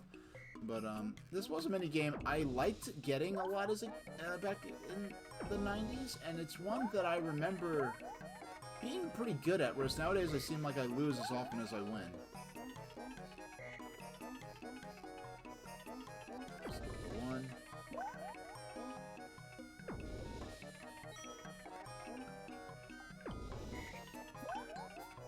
Alright. 2. Bye, Peach. Looks like Peach has a bee in her bonnet. Not that she actually has a bonnet. Okay. And 2, 2.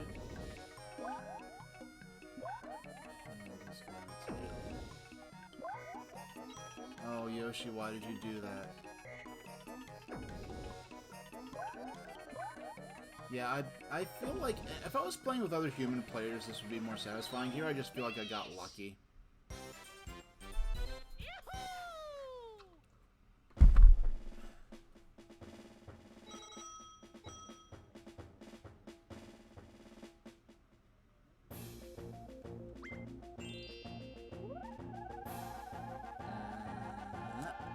Nope.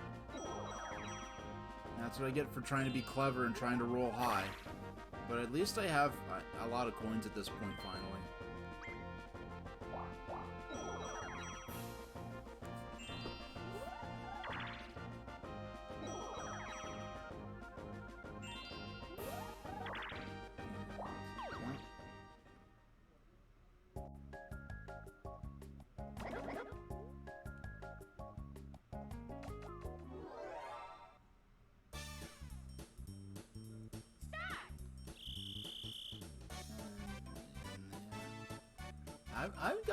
I haven't encountered this item minigame, this version of it. I haven't gotten an item minigame yet in this run, but I remember being pretty good at the Spaceland minigame. It's kind of funny, but the Bowserland minigame, which I guess is trying to be the hardest of them all, is actually one of the easier ones, if I remember. For the minigame for Pirate Land, which is kind of the beginner board, the simplest, easiest board, with Pirate Land, pretty much that board is like, I guess you could say that it's that board's item minigame is pretty much you just choose the item you want. Horrorland's minigame is also one where, like, if you're paying attention, you're going to just claim whatever item you choose. You want to jump for the bullet bills when those hit. And the cannonballs are trying to splash you off of the island, splash the island around. For the most part, sometimes they do land on the land, but... And there's the final shot. There we go. So me and Mario are both going to get the 10 points for this.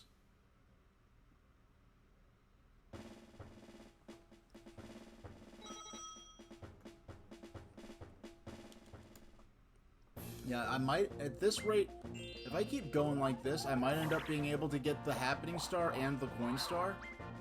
But that which would put me 3 stars behind Mario, who's in first, so...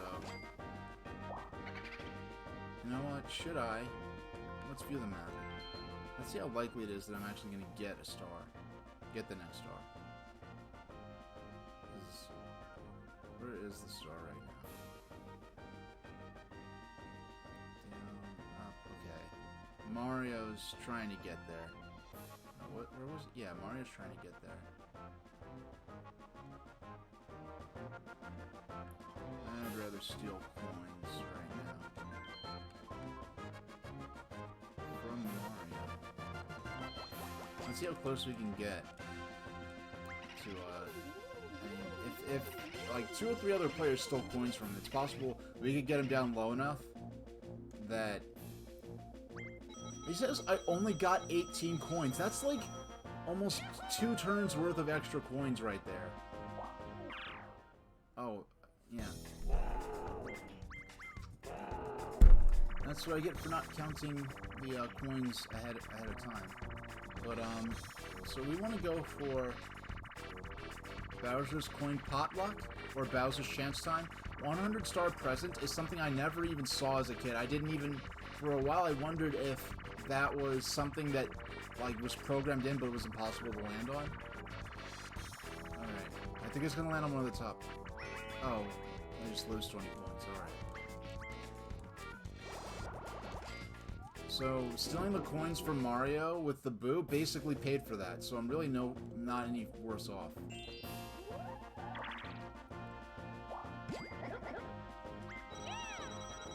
Yeah, okay, so Peach, she hit the jackpot at the bank, which now means that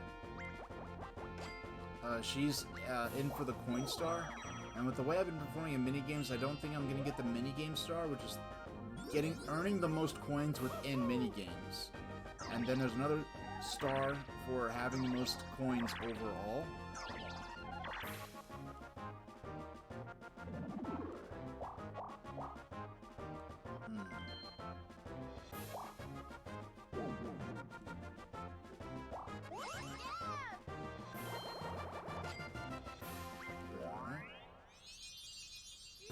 Mario got the next star after all. 6 stars. There's no... I'll be lucky to not come in 4th at this point. Even with the any bonus stars I may be able to secure for myself. And right in the path of Yoshi and Luigi. Like, man, what a brutal game.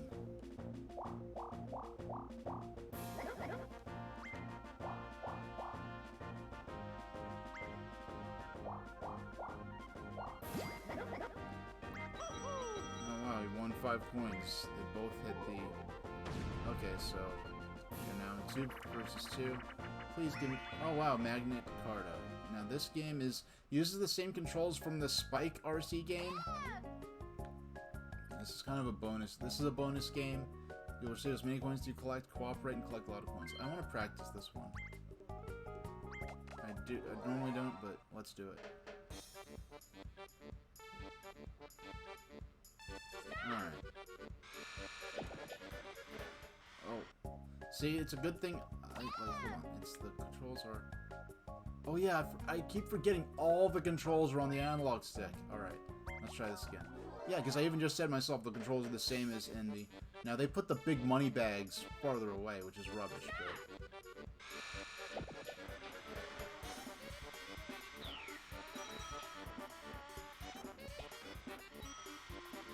Yeah, I hope this doesn't happen to me in the real game, because they put all the coins right in the center.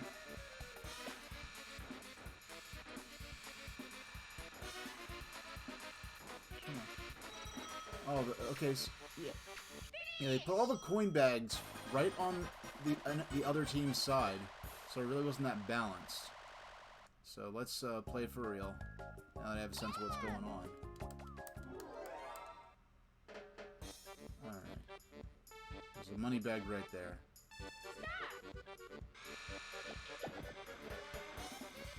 Get out the way, Peach! Get out the damn... Oh my goodness. Get out the dang way. Okay, there you go. Alright, Peach, I'll get out of your way.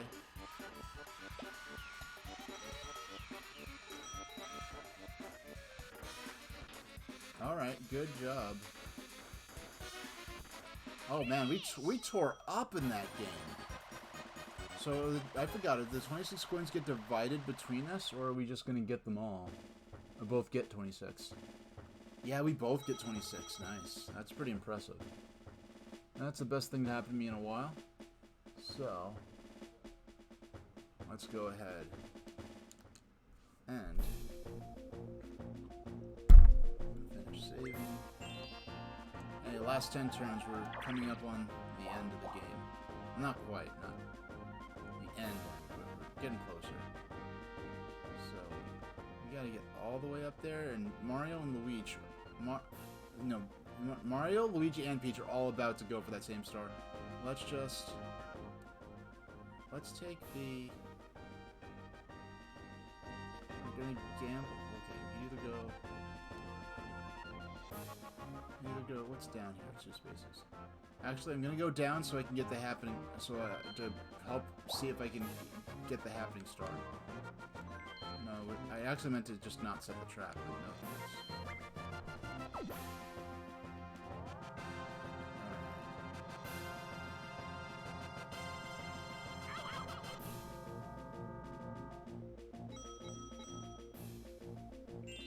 Does that...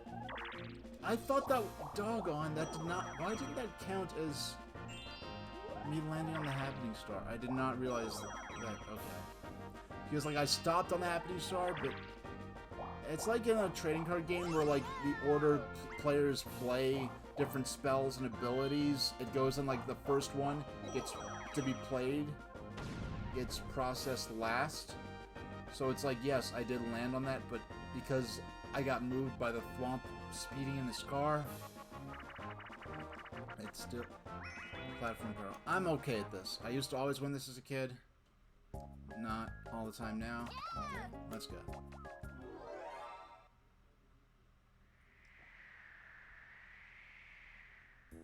This is, I think, another one of the returning...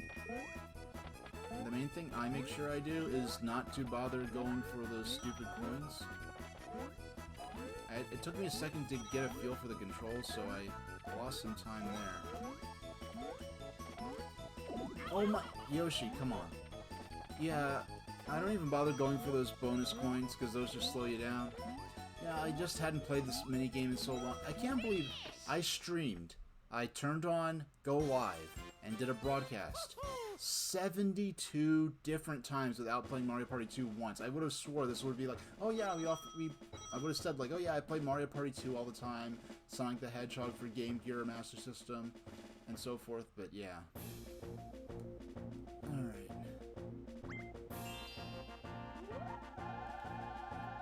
And... set up stiffer control, front coins to set up a speed trap. Interested?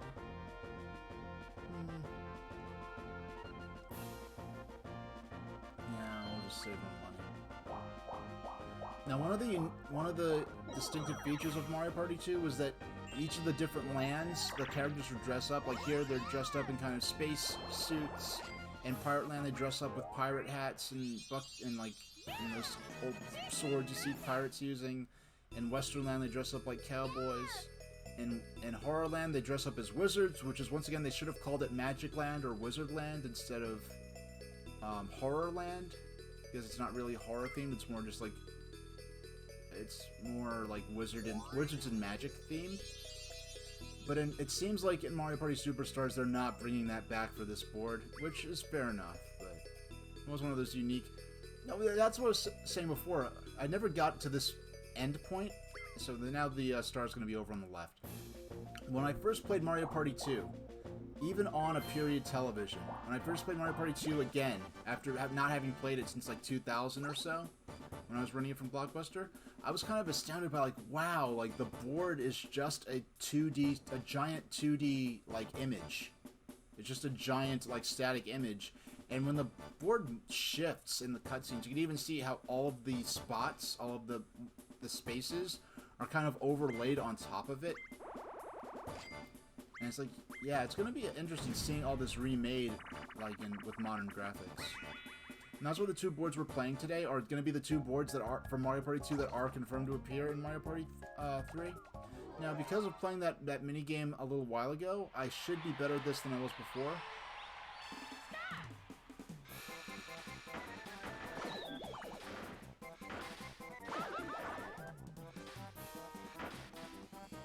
Oh man, yeah, the last second. You remember renting N64 games at Blockbuster near the phasing out of N64? It's funny because when I never had Super NES or Genesis, so when I got N64 very close to launch, so when I was renting N64, they still had Genesis and Super NES games out for rent, and even like in '96, even in '97, right? Going to Blockbuster and seeing the Super NES games and Genesis games on the shelf was like, wow, they look at these old games they have on these shelves here still.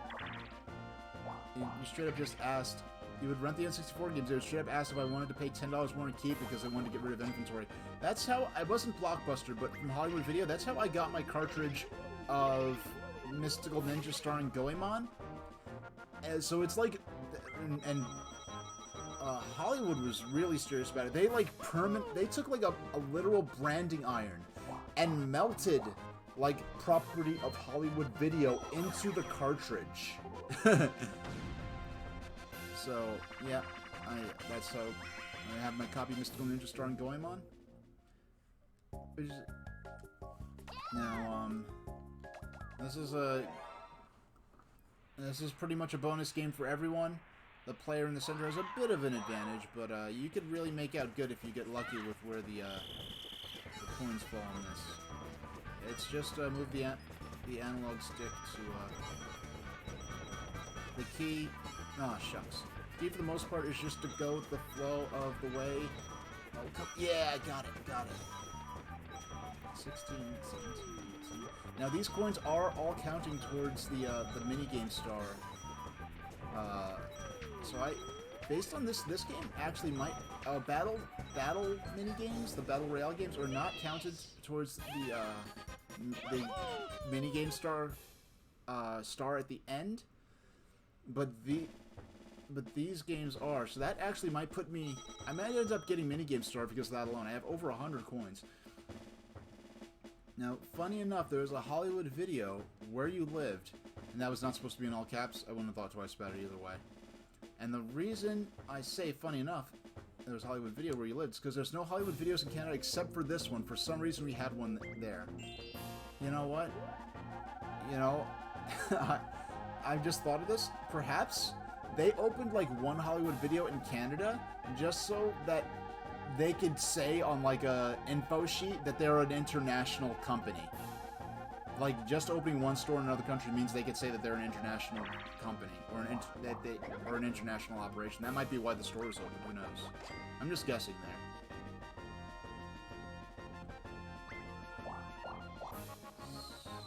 Yeah. We are finally... And we are... Watch... I mean, I'm not getting my hopes up. Like, anything could go horribly wrong in any second, but it looks like we are in lined up to actually get our first star of the game. Wow, Peach. Rest in peace, Peach's bank account, because here comes the coin beam. 122 coins gone. Gee whiz. Glad I wasn't in the way of that. Oh, man. You do live 10 minutes from Washington State, too? Oh, okay.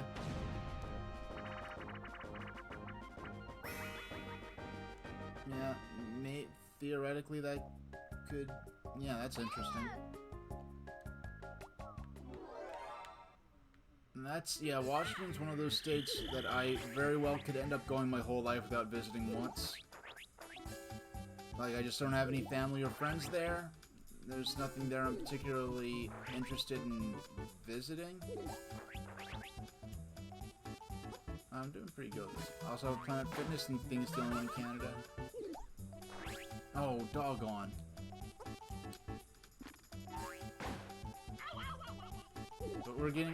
there's absolutely nothing that could stop us from getting a star next turn, so... Unless I just roll, like, a 1 or a 2 or something like that, which is not all that likely. Woo! The Canadian Railway? No, you know, Canada's steam locomotives are interesting, because, like, stylistically, they're kind of, like... I mean, maybe rightfully so. They kind of look like a British a larger British steam locomotives and an American locomotive like had a kid together. No, I'm not saying that I don't.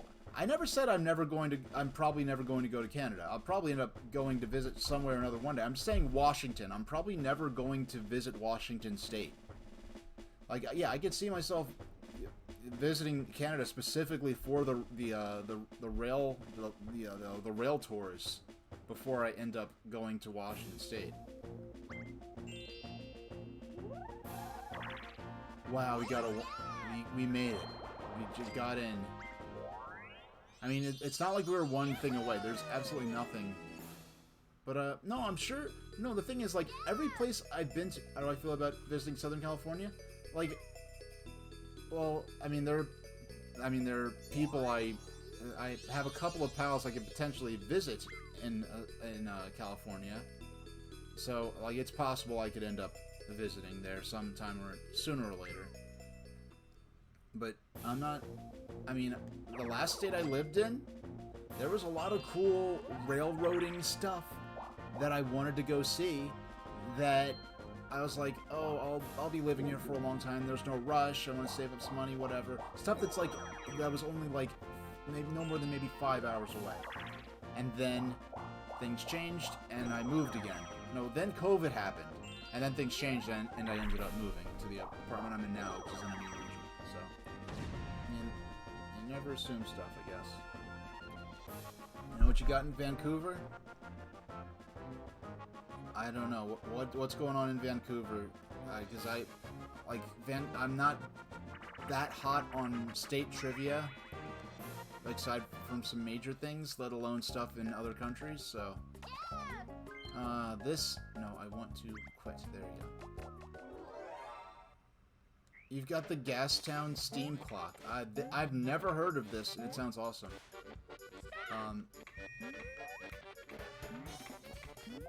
Built in 1977, this well-known antique-style clock is powered by steam and whistles to tell the time.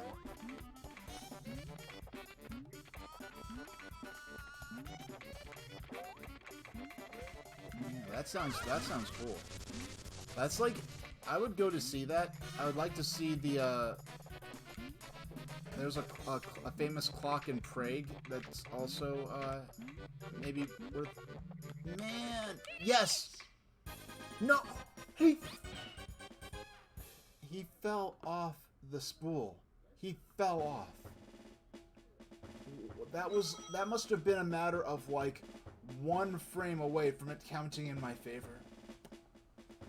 Oh, man. This game's being rough with me. It's real close to the train station.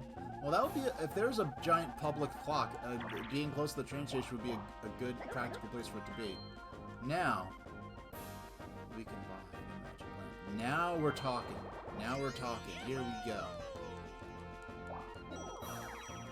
Now, starting from, we'll see, next turn we'll examine where the characters are at, what items everyone has, the potentiality of someone getting to the star before us. Now we can start making up for some lost. Like the next, I wasn't paying the closest attention to where the next star is. I have to admit, embarrassing to do so, but we'll see.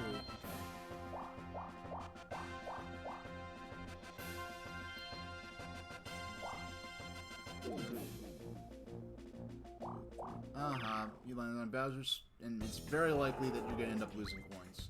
It's possible I could end up losing coins, but Bowser Revolution, I'm not. No, oh my gosh. You know what? I think Well, first off, yeah, if I... Alright. Okay, never mind. No, it's possible. I think... Yeah, I'm going to... Yeah. I'm going to let the characters battle and have... Like, whichever character tries to buy a star next has a 50% chance of buying a fake star. And I'm gonna let it play out. Now, next turn, I could use the one that even has the Hogwarts strings they use in the movies.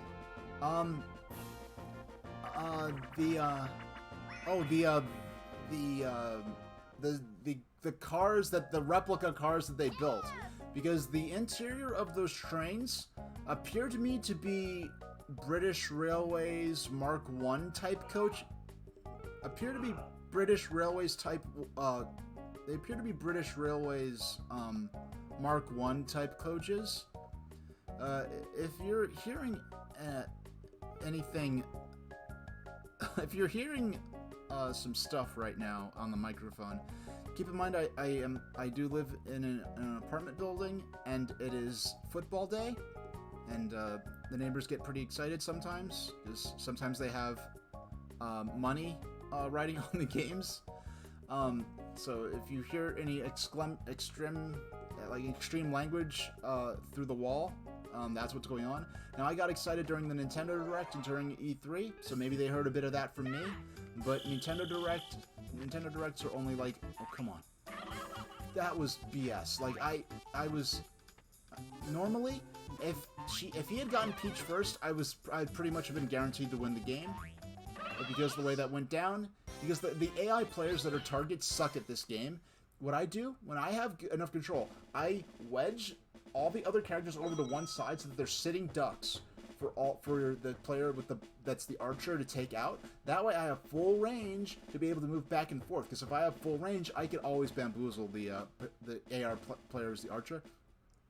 You've seen the Hogwarts train on a railway? Is it, like, you've seen it in person, like, in Canada or something? Because, like, I know, like, the locomotive that's used, like, in the movie is the Great Western Railway locomotive Olton Hall, and the engine in universe is named Hogwarts Castle.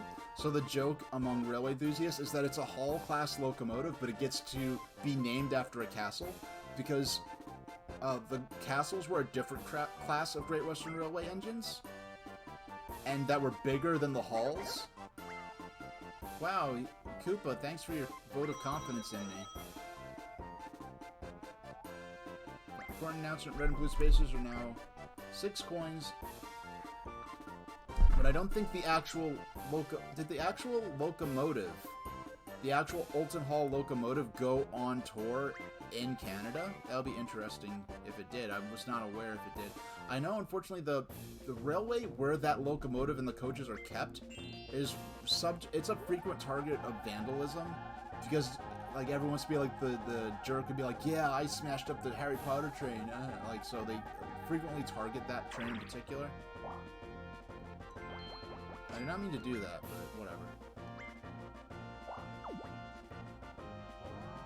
And because of me setting that trap,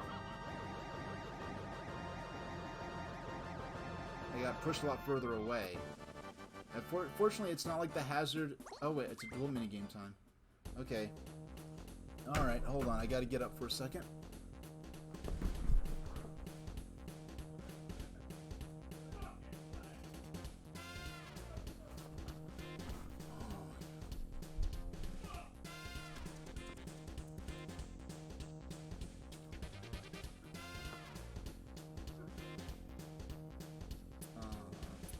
Yeah, we're gonna cheat. We're gonna use a stopwatch.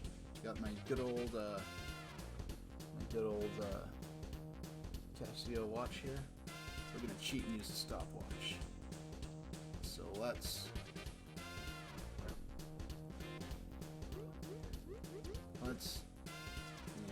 we're gonna bet the maximum number of coins we're allowed to.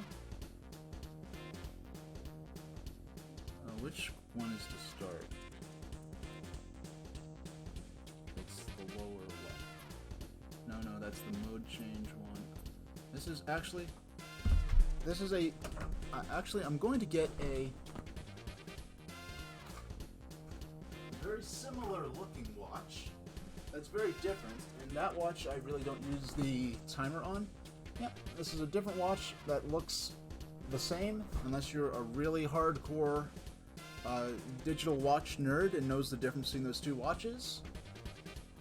Alright. You know, you used to work on film sets. You remember going up north and there was a train they said they used in the Harry Potter movie? Yeah, because sometimes, because I know the coaches are that you see in the films are based on the British Railways Mark I, which are the newer types of trains that I've ridden on when I was at the Bluebell Railway in England. But but when they film, they might...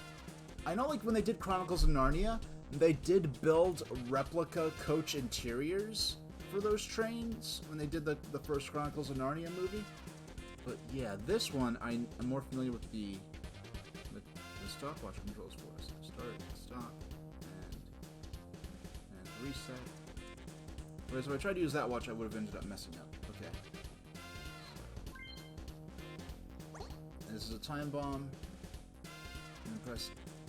Just as long as Goomba tells you, then press the A button. No timer is displayed, so you have to guess or use a stopwatch. Whoever's furthest from the actual time must watch his or her bomb explode. I love the time of that. Not whoever's furthest from the actual time will have their bomb explode. But okay, so start. 5 seconds after the start. You'll only deactivate your bomb at very good timing. 5 seconds after start. Ready, start.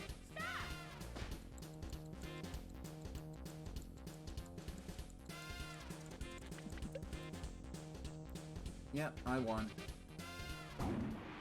That's to make up for some of the nonsense earlier in the stream. Because some of that stuff was that stuff that really makes... Oh, you found the info? Got a lot of coins out of that. Okay.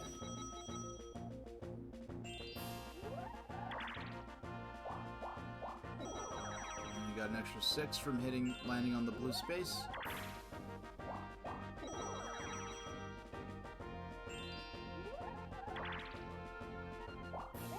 Warning, this is a steam locomotive video. What is that? Is that a challenge, Serial Wars? Are you threatening me with a good time? Hold on. Hold on. Can you... I know, I'll have to do it this way. I'll have to do it this way. Right click. Copy link. And we're just going to go right over to... There we go. Here we go. No.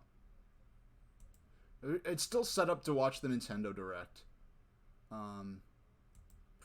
Properties. No, that's not what we wanted. We wanted...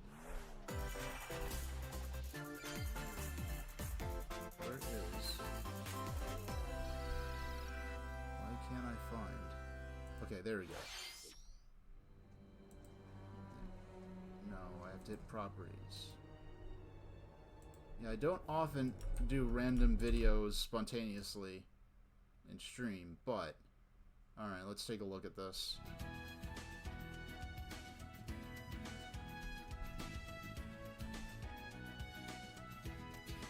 Yes, sorry everyone, we just got...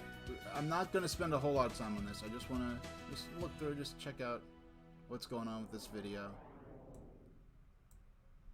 Steaming history. Alright. Blessed with an... So... Well, yeah, like, we like to say the 3716 and yeah, Canadian like history. locomotives. They really some of them And, look like a British locomotive guests and that an it's American locomotive multidimensional. had a kid together. All right, so you could take a look at this if you want to. Oh yeah, this is definitely going to be added to the repertoire. Operational steam locomotive in Canada. Well, we like There's to only say, one the fully operational steam 3716 locomotive in and- Canada. I guess they mean standard gauge. I thought there were a few narrow gauge ones. I find that hard to believe. I guess that's, I mean, in the US, there are like 10, I mean, in the UK, there are tens of dozens. Here we have, you know, Union Pacific has a Steam program with, I think, 3 or 4 locomotives, including the Union Pacific Big Boy that they recently restored. And then we've got, yeah, that didn't sound like it made sense to me, because because I know that there are, like, at least a couple of narrow gauge railways in Canada, you know, and there's a slim possibility that that might have been true. If this is an older video, and it was in widescreen, so I don't think it is that old, but it's possible that it might have been true at the moment they filmed it, and they've restored other locomotives since then, But yeah, if you want to check it out on the full-length video on your own, you could click the link there. If you want to, I've done streams where I have video. I'll do the entire stream, and in the corner I have a bunch of old train videos playing. It's posted on YouTube 9 years ago. Yeah, it doesn't sound like it makes sense. I know there. About 9 years ago, I think I went to Steamtown and we saw a Canadian Pacific locomotive that was being restored at Steamtown, which is a National Historic Site that is actually part of the United States National Park Service. And unfortunately, our government isn't going to shut down again, at least not at the moment, so it's not the Steamtown isn't going to get shut down again just yet. But, so we've still got... Have we still got 2 toads in play? I wasn't paying attention. I was too busy having fun talking. Or my mouth got stuff. No. 2 toads are no longer in play. Let's see how close anyone is to... Yeah, Mario's pretty close to getting the star, so we'll just go ahead and use the magic lamp.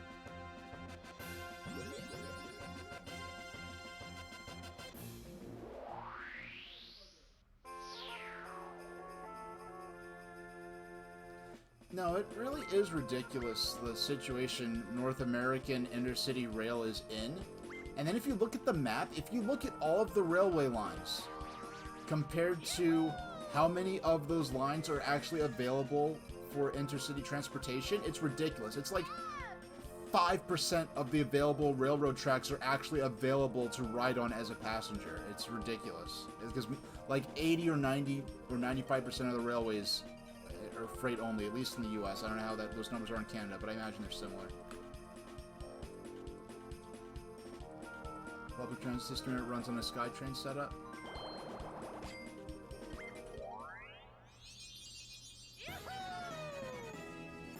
So it's like a people mover type thing, is what you're saying?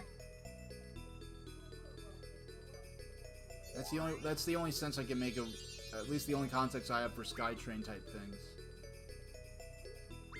Hey, and the next star is rather close too, so we could end up being... Oh, and we rolled a 10? Oh my gosh, we're gonna get 2 stars in one turn. We might be able to salvage this.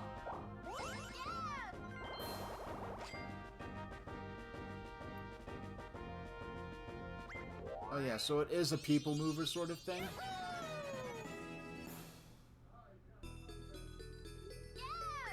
Now the next star is actually... Aha, it's one space... It's one space further back than where Peach can get to.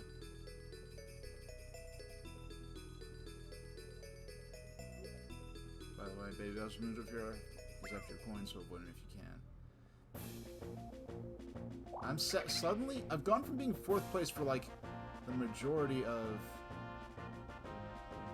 I'll steal some coins from Mario. If I had a few more coins, I could have actually stolen.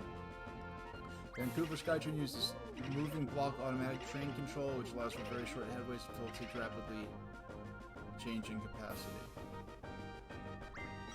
I can only get 21 points. It's more than what I gave you, so I'm happy.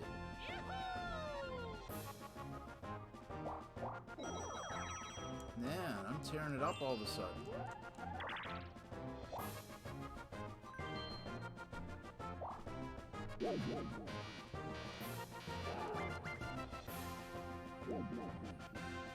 there's a, like, one of Disney, I saw there was a video about, like, the technology used for, like, one of the Disney people movers that was actually created by, like, the Disney company. But they didn't just use it in the park, they actually went out and licensed it to actual airports and stuff to use that same people mover system that Disney had a patent on. And there's only one, like, airport or place left in public outside of Disney property that uses this patented Disney people mover technology. And it's just this lonely, quiet, like, obscure corner of this relatively small airport. And the system is running. I mean, it was amazing that it's still running. The guy who did the video actually made a video, actually traveled on a plane to this airport specifically to film the people mover. Fortunately, he was able to, didn't have problems with security or anything, at least that I remember, but, or at least, if he did, he was able to at least get away with the footage or whatever. Okay, this is one of the first or second minigames we got.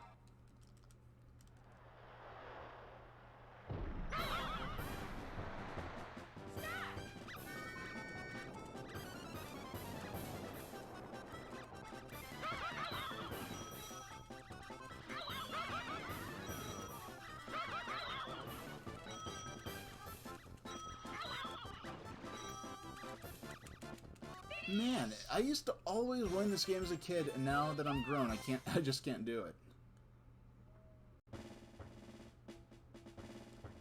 Did they ever make that train that runs from Orlando to Disney World? You're talking about the Bright Line, formerly known as Virgin Rail. That is basically it is one of the only, I think that Bright Line is the only private intercity rail service in the United States, something that's not run by, like, Amtrak or something like that.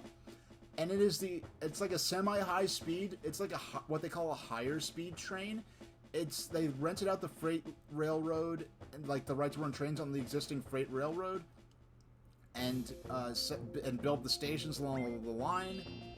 And they use diesel trains that could go faster than typical diesel trains, but they can't reach the full speed that an electric train can, because electric trains can just go faster, because a diesel train is basically an electric train with an onboard power plant, where, you know, you have to carry the diesel engines and the fuel and the generators, whereas with an electric train, you're just picking up the electricity straight from the wire, and you just have to have the motors on board, so it's easier to get higher speed. Did you hear about China's plans to build an underwater train from China to Washington State? Yeah, they could plan whatever they want. The world would have to change quite a... Oh, sweetheart, look, okay, hold on. We have a guest on stream. Right into the cup, right in the cup you go. There you go. Alright, hello. Can we cut... No. You're still attached.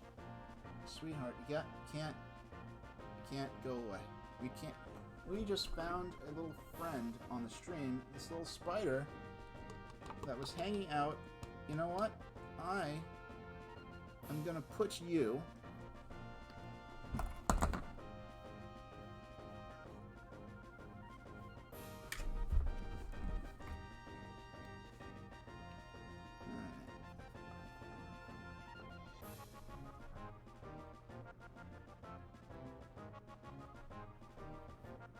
Alright, we had the tiniest little spider that was dangling in front of the screen, in front of me. I don't know if you could see him on the webcam. And often, this is the first spider I've encountered since I moved into this apartment. And one thing I miss about my old apartment is that we had a good, the apartment was well patronized by spiders. That they stayed out the way, they didn't cause trouble, they didn't make like 1,000 babies to run around everywhere, they just hung out in the corner and ate the bugs. And there've been more fruit flies in this apartment than it's not like an infestation, but it's just like, where are these coming from? I never opened the windows, and I found a little tiny spider, so I just moved, caught him in the cup, and just moved him right over on top of my shelf.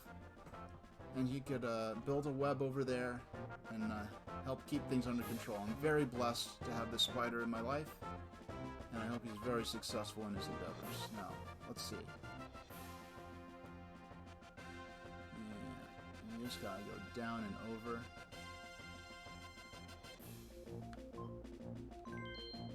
Well, I mean, like, yeah, they could say that they want to plan that, but if it actually happening is another story. Like, the Soviet Union wanted to build a statue of Lenin that was, like, as bigger than the Empire State Building, and it never happened. So, you know, so hopefully the world changes enough by then that a rail length between the countries mentioned is a much more attractive proposition. Like, right now, no, like, if something like that happens, it means the world is gone, things have maybe gone better than I could realistically expect. So, hopefully, we get some international cooperation, some de-escalation of tension going on, and we can actually work together and have something like that be nice. No, because even just, like, building the bridge between... Like, for a long time, the idea of building a bridge or a tunnel between France and the UK was, like, really controversial, and people were really suspicious of it. And now it's actually happened, and, you know, things are fine. But the world had to change a lot between when those ideas were first proposed, because, like, there were points where they were proposing a tunnel between England and France, and the plans included a self-destruct feature so that the countries could not, if in the event of a war, they could self-destruct the tunnel, and so the tunnel couldn't be used for invasion purposes. But they ended up building the tunnel without a self-destruct feature, and the world's better for it. Unless you operate the hovercraft going over the English Channel. You'd get underwater views of the side of the tunnel, and little else. I have a lot of experiences riding trains in tunnels and going through... Like, if you lived in the New York City area, you go through trains and tunnels a lot, and through highways that go through tunnels a lot, that go underwater, and there's not much to look at, unless they built an expensive and fragile and very unlikely, like, tube-based system, like a glass tube thing. It's not as really likely that you really see anything other than the walls of the tunnel. So, let's get back to the end. I can still keep talking, I just have to focus. Yeah, I do not want to set the trap.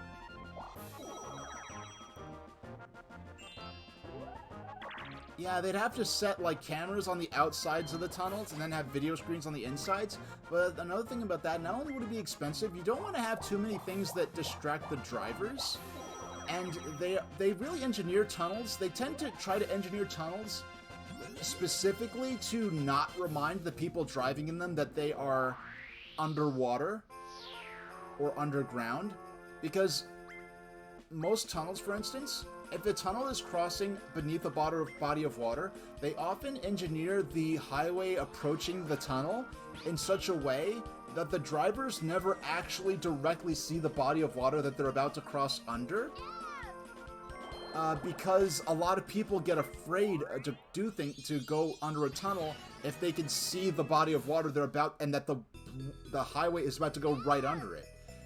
There also are bridges where they have to offer a service where someone will get into your car and drive over the bridge for you because of people who have bridge phobias.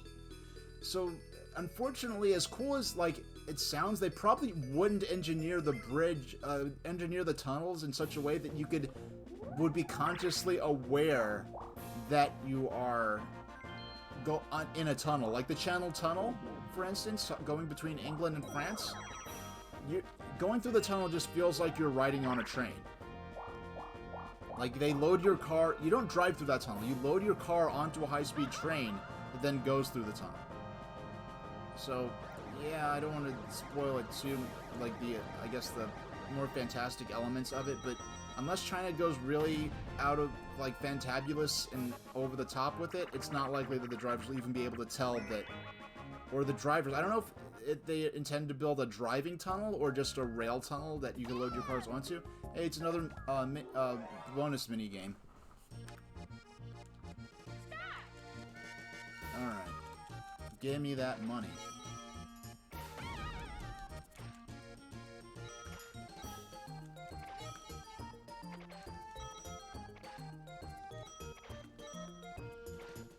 this right here might be one of the only depictions in the N64. This is actually the first polygonal depiction of a Hammer Brother, which is interesting. In Mario Party 2 right here.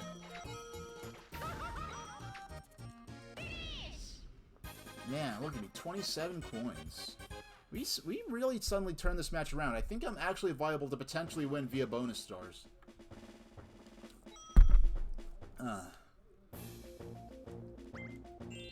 Last 2 turns, and we are right in front of another star.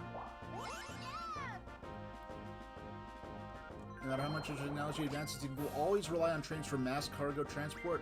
By land, it really seems like the most efficient way to move goods in large volumes, because, like, for oversea, obviously, ships are going to be, you know, large cargo ships that carry containers are going to be the best way.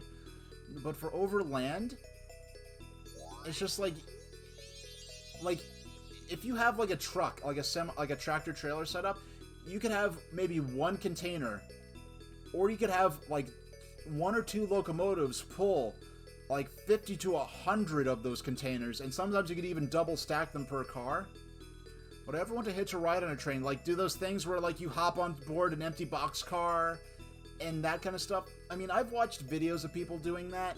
I have mixed feelings about it, because on one hand, you're trespassing and breaking the law and making it harder for people who genuinely just like trains and obey the law and look at trains from lawful areas to just not even on railroad property to observe trains. Because, like, you could get the cops called on you for just taking a casual photo of a train, and you're not even on, like, railroad property, you're not on a train station, you're just in public, in a publicly accessible place, and like, oh, the train's gonna be taking a picture, and they could call the cops on you for suspicious activity. And I'm not talking like, oh, you're just going around, like, taking pictures through the fence of a train yard or something like that, even. So it makes it harder for, like, legitimate, like, law-abiding rail fans.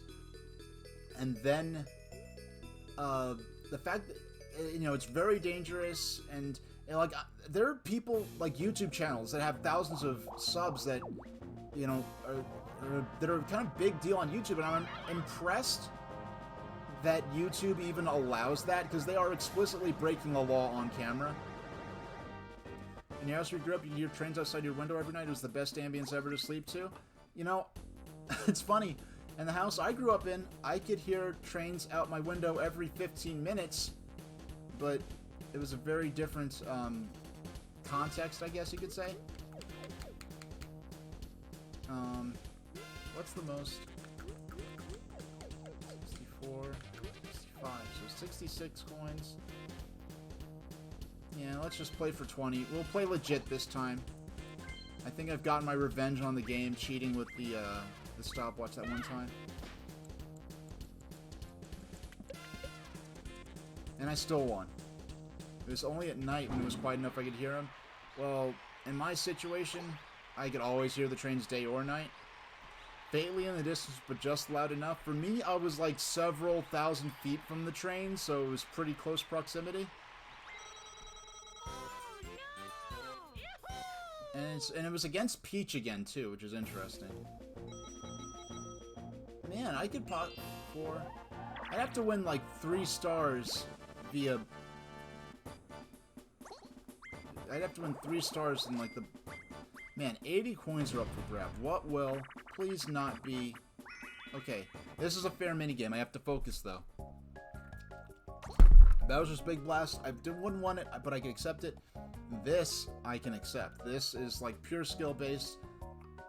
Why do I like... I think that's why I like trains. It certainly plays a role in it.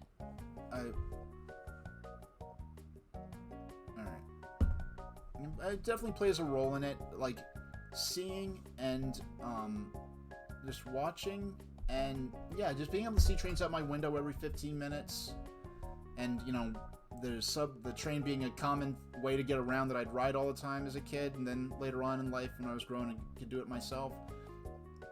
And then liking Thomas the Tank Engine helped a lot, and, people with autistic brain profiles tend to be attracted to things like trains or tanks or planes, all kinds of just different things where there's lots of things that could be categorized and classified, and there's lots you could facts. It tends to attract autistic people, apparently. So a lot of factors going into it. I mean, okay, let me focus for a second.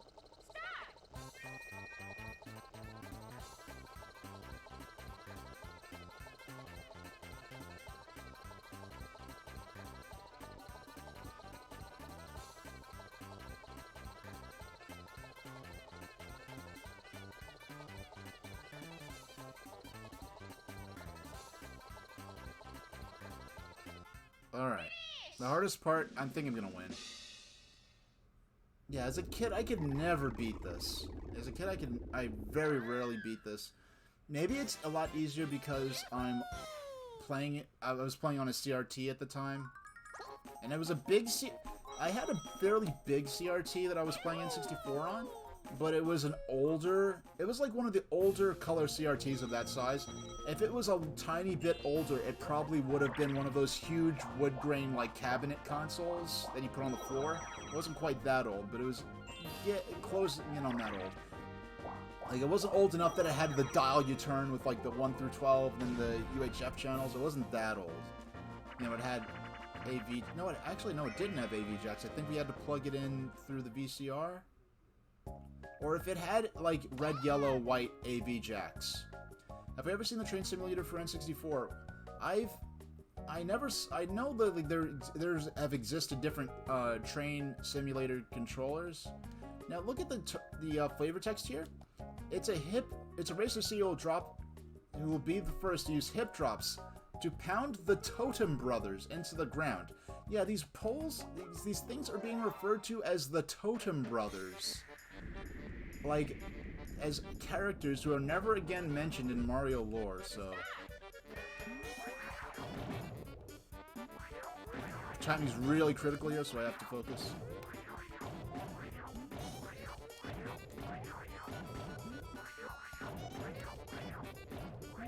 Yeah, it's really... It gets down to frame-perfect timing to be able to... When you win, it's a very easy win, but just one wrong pound can lose you the game. Because you're trying to jump the second you're able to. The second you're able to jump, you jump. Then at the height of your jump, you ground pound. That gives you the most height downwards when you strike the ground. Alright, last turn.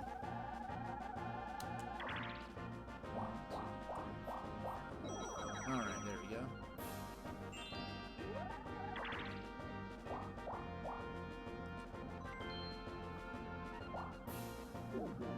I never played any PC I never played any PC train simulators or train simulators in general, for that matter. It's just I was never big into PC gaming. Like the last PC game I used, a PC I played a lot of games on, was like a DOS IBM PS2 system. Then when I got my original iMac, I played like Carmageddon on it. I played Carmageddon, Myth 2, which, you know, Bungie's, you know, RTS game before they became famous for the Halo games. Yeah, I played, yeah, all those old DOS games, Commander Keen and so forth. And then I played, oh man, we're all gonna lose some coins out of this. And I'm come to think of it, I might have the coin star now. I might have the coin star and the minigame star. And the happening star, so I could potentially tie with Mario for stars right at the end of this. There's only one minigame left.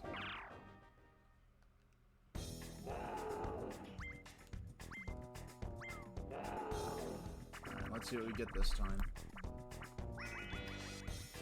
Mario got lucky. This one, his bars are just leaves without taking anything. Yeah, I have a lot more options for PC gaming open to me now that I have a PC that's capable of doing a dual monitor setup. I'm not sure to the extent at which Microsoft canceled their Train Simulator after 2000. So is Microsoft Train Simulator, is that the one where they've been basically, where fans have been creating content for it continuously ever since?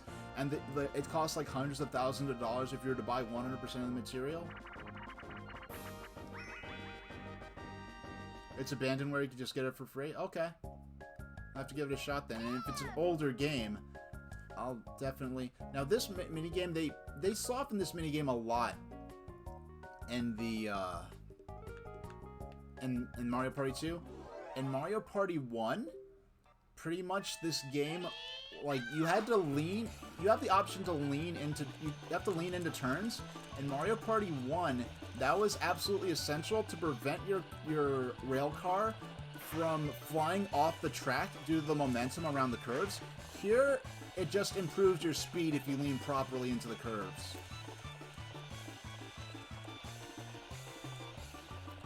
You know, I'd love to see Boundary Break do an episode in these Mario Party games just to see the world. Like, this map must look so interesting, but you only get to see it up close. myabandonware.com. Yeah, that's going to be a site I'll be keeping an eye on. Because now that I have dual monitor, not even talking about proper, more modern, like, 3D era PC games, but just in terms of doing DOS stuff, I should have a much easier time now that I have a dual monitor setup on here. I will have to figure out, because I'll have to move my mic over. Yeah, I'll have to figure out what to do with my mic now that I have, because I have the laptop in front of me, then I have the keyboard here, so I'll have to figure out what to do with the mic, but... Alright. I have the potential to actually win. Yeah, that's going to be a site that's going to be the source of much joy and potential streams, so thanks for linking me to that. I'll, go ahead and save that right now. Open that up. Alright, first we'll count everyone's stars. Here are the stars you've all earned. 7, 2, 2, 2. Alright, now that you've seen your stars, we'll count your coins. You collected this many coins. 144, wow. Now I'll award the bonus star. The following players shall receive 1 star for excellent performance. First is the minigame star. This award goes to the player who collected the most coins in minigames. Sorry, I just got it. That player goes to Luigi.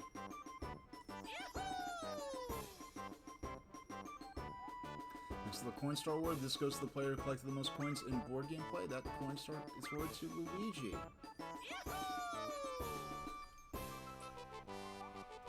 Next to the Happening Award, that goes to the player who landed the most question mark spaces. Happening Star Award goes to Luigi.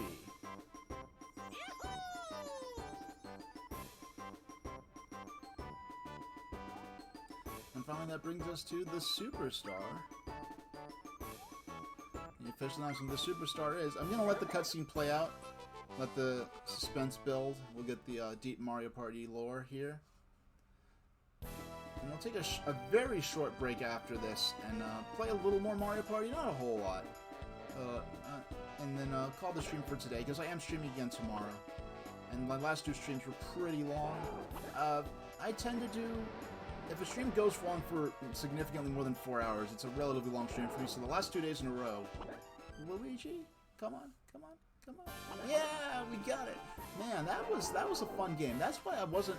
Like, I was upset. I was talking about my situation, but I was like, hey, at least me being in last place makes for some good drama, right? You could have good excitement as to, you know, can I turn this around and salvage things? Now, I did use the stopwatch for that one dual mini game, but aside from that, I didn't cheese the game or anything. I actually was able to, through luck and skill, salvage things around.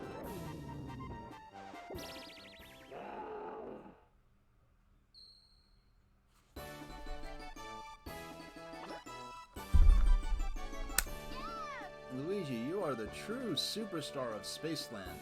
Now, I look forward to recreating this in Mario Party Superstar.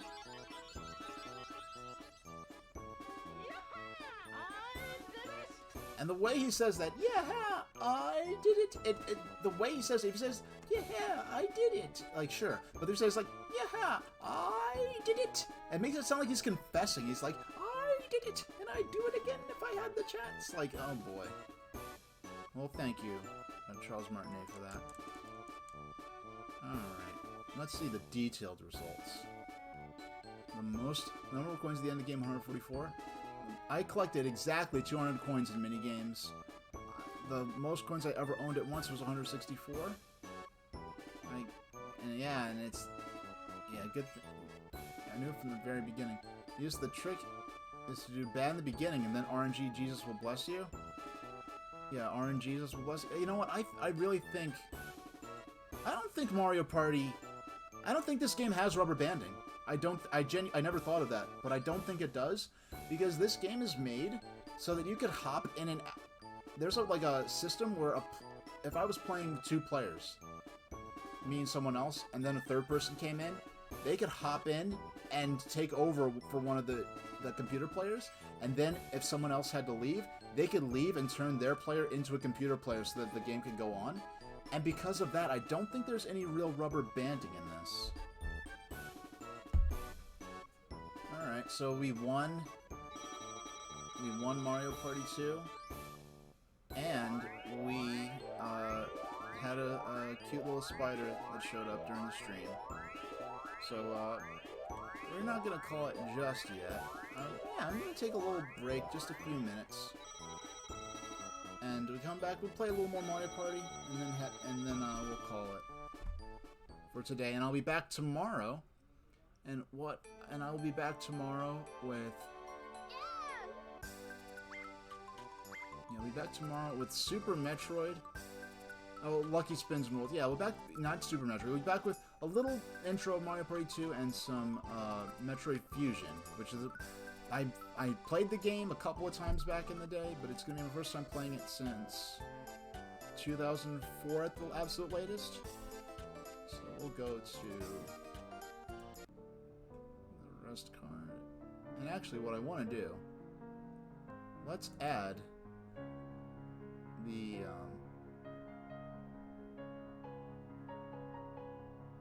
yeah, usually somehow I put in a classical piano MIDI into all this chiptune music. We're going to add the console cam to this. Yeah, there we go.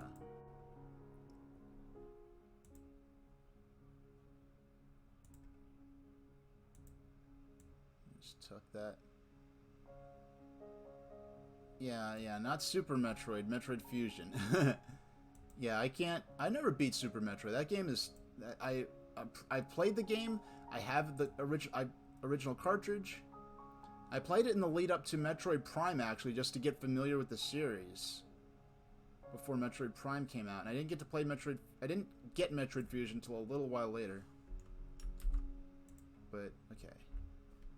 I just want to... Okay, take the console.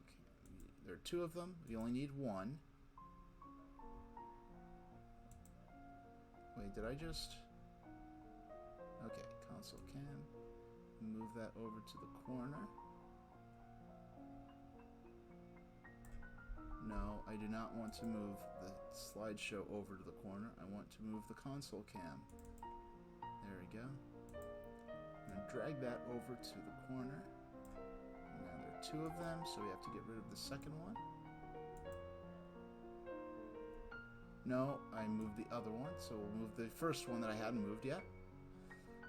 Yeah, and this is more of this Streamlabs being weird and slow thing going on here. So, okay. Please select the camera. Okay, now drag it over into the corner. And I shrink it down a bit. There we go. That's good. So I will be back in, let's pull up the timer.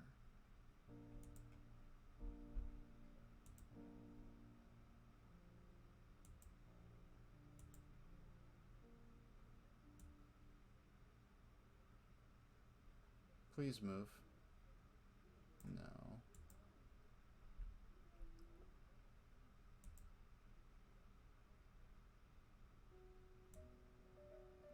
Like, this should... What I'm doing right now should have taken, like, 5 seconds. But Streamlabs... Okay, there we go. There we go. That's more like it. So, I will be back in... And give it 6 minutes. So, I'll see you soon, and I'll be back.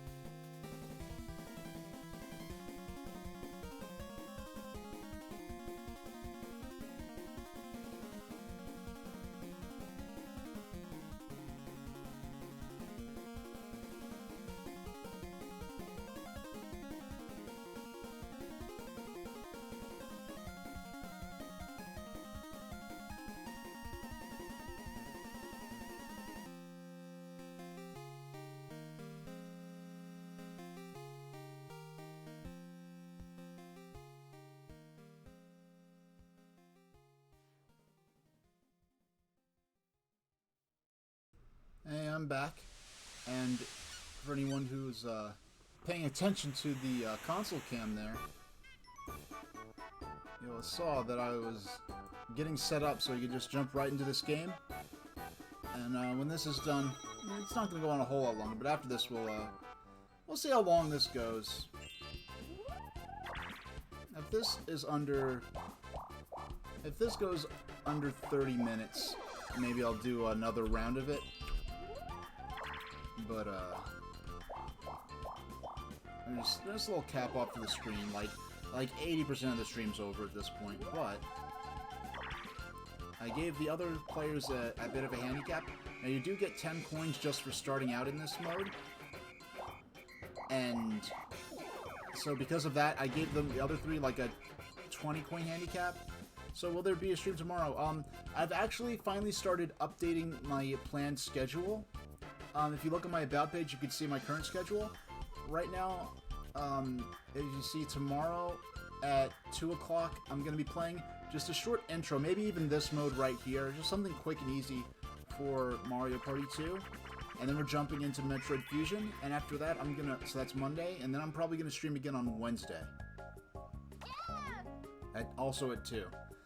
I may start doing streams later. I might stick to like Saturday and Wednesday or something again. Right now I'm just going on a bit of a bonanza because it's been so long.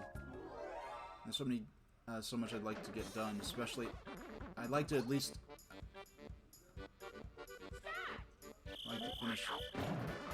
finish Fusion before.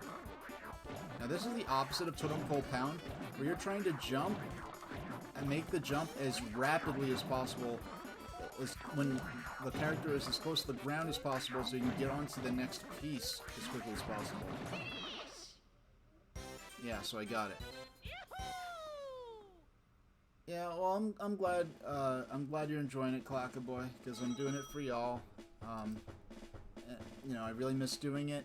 Normally, I don't have the energy even to stream as often as I am, but it's just been so long, and I was able to get my equipment just at the right time. Clackaboy, if you haven't been watching the Deltarune Let's Plays that I've been doling out on YouTube, if you haven't watched them, if you want to continue not watching them, I'm going to do sort of a watch party thing for them like I did for Deltarune Chapter 1 a few months ago. I'm going to do the same thing for Part 2 here, which will be like a longer stream as well. And I'll be here like commenting via text the entire time. So that'll be cool. If you want...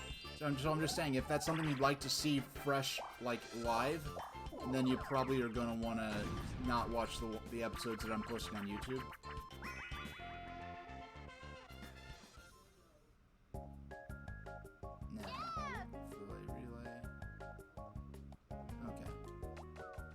This minigame. Usually my team ends up winning just because if I'm in the multi-stage team, I just do so well in my section that the other character never catches up. The one who's by himself. No matter how much the other players in my team mess up. Yeah, there's a weird...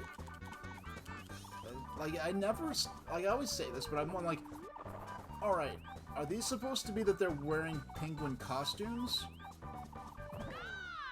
Are these supposed to be that they're wearing penguin costumes, or that they've actually been transformed into penguins with human heads?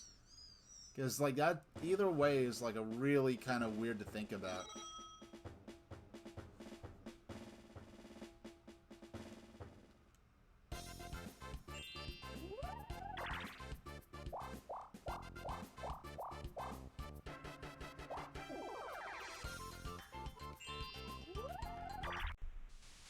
Oh. Hey, wow, my stream deck actually works now. Excuse me, hold on. Okay, it works for exchanging scenes. So, opening. Hey, there's the opening. So now, we switch to Mario Party. Boom. And then we switch to the break screen. Oh, there it is. There's my break screen. And there's my end card. A little teaser of the end card. Yeah, for some reason it just wasn't working before. Now it's just working like how it should have to begin with. Okay. Alright, here we go. So, I'm already close to making up a bit of the handicap I gave myself. I mean, honestly, these battle minigames really quickly redistribute the coin layout in terms of, like, who has what. Please not... Okay, finally. Yes, the stream's still live. I was just switching between scenes. Yeah, the stream is still live. I'm just switching between the scenes. Because now I just hit a button and boom. And now I get a button and boom. Now I'm back to the game. So now I have cool... No, because I set up my stream deck for doing things like starting and stopping the recording. But I never... And because I set up the scene change buttons right before I started streaming. And I tried to use them while I was streaming and they just didn't work. So I thought I did something wrong. Yeah, no, I was just... And look, I can even switch to... Hey, there it is. There's my my Island of Sodor lore redemption. I just need to change the chat box to be on top. There we go. So, all right. So if someone redeems that, we're ready to go. We're all good.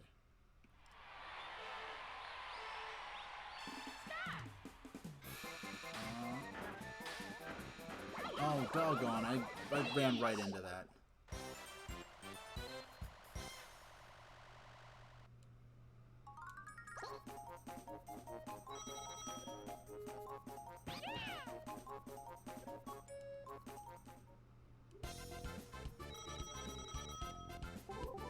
And, okay, it was possible Yoshi was going to turn red and we get a 1 versus 3. Now, this is the worst minigame in Mario Party 2.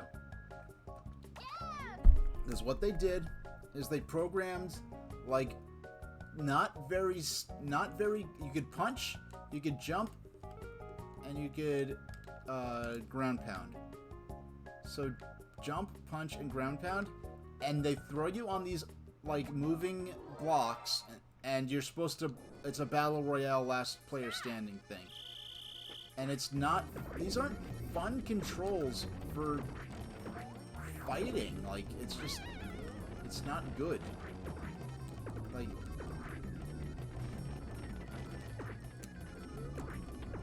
and I lost. I still, even if I won, I would still say the minigame isn't that good, but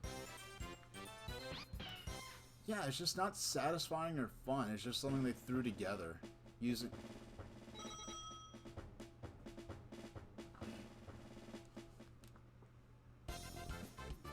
Yeah, I forgot. I'm surprised I didn't mention this so far.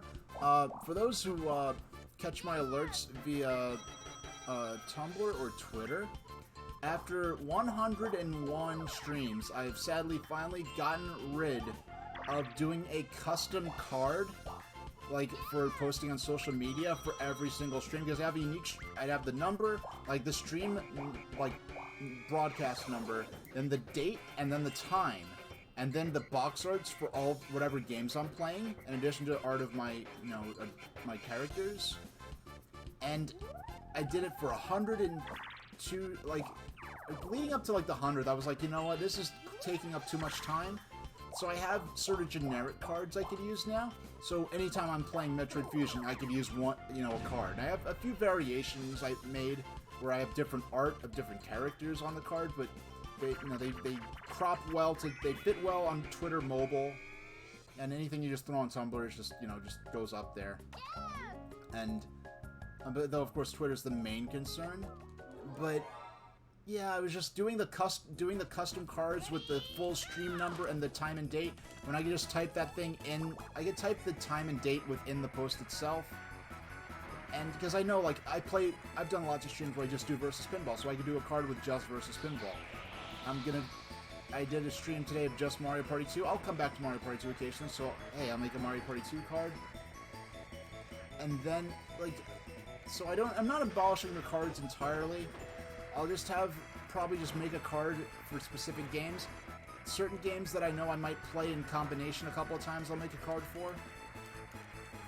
Or I'll have if I know a particular game's going to be like, oh, this is going to be the main feature, I'll make a card for it and then mention, oh, and versus pinball will be the warm-up. But then for games I know I'll pair up, I might play together often, I'll make a custom card with both those on it. Like today, like tomorrow. I might do a couple of streams with a little bit of Mario Party 2, and then the main thing will be Metroid Fusion, so I made a card with Mario Party 2 and Metroid Fusion. But it doesn't have the unique stream number on it, or the time and date for the particular stream. So sadly, it was just time to let go of that tradition. As much as I enjoyed it, I don't think people were even really looking much at them, and even so, they would only be valid for a few hours, because I usually posted them about 10 minutes before I went on camera. Because I tend to go on camera on the hour, and then I just add... I usually put up my hold screen and go live 10 minutes before the start of the actual content. So if I'm streaming at noon, I'll start the stream at 12:50, and so forth. I mean, if I'm going at noon, I'll start the stream at 11:50. Man, I know I gave myself a disadvantage to start with, but hopefully this battle minigame could help me turn the tides back in my favor.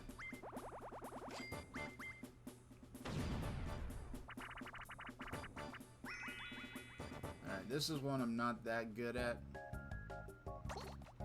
But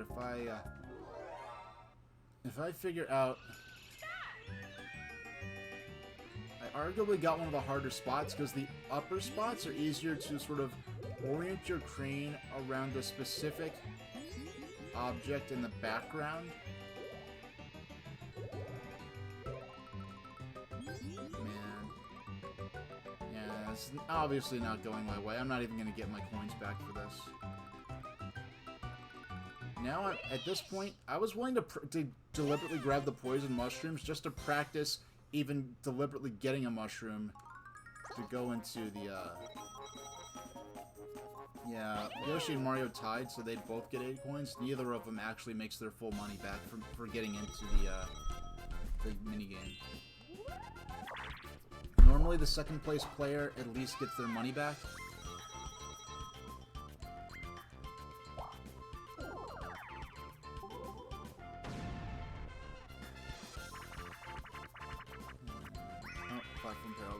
We only got this minigame once earlier, and I lost at it. This time... Okay, so... Jump. Yeah, just move and jump. A.R. Schultz. I see you there again. Yeah, you waved earlier. Nothing wrong with being quiet in chat. Alright. Yeah, I appreciate all those viewers, whether they're running their mouths off in chat or not. Oh gosh darn it. And at least I didn't die trying to go for the coins.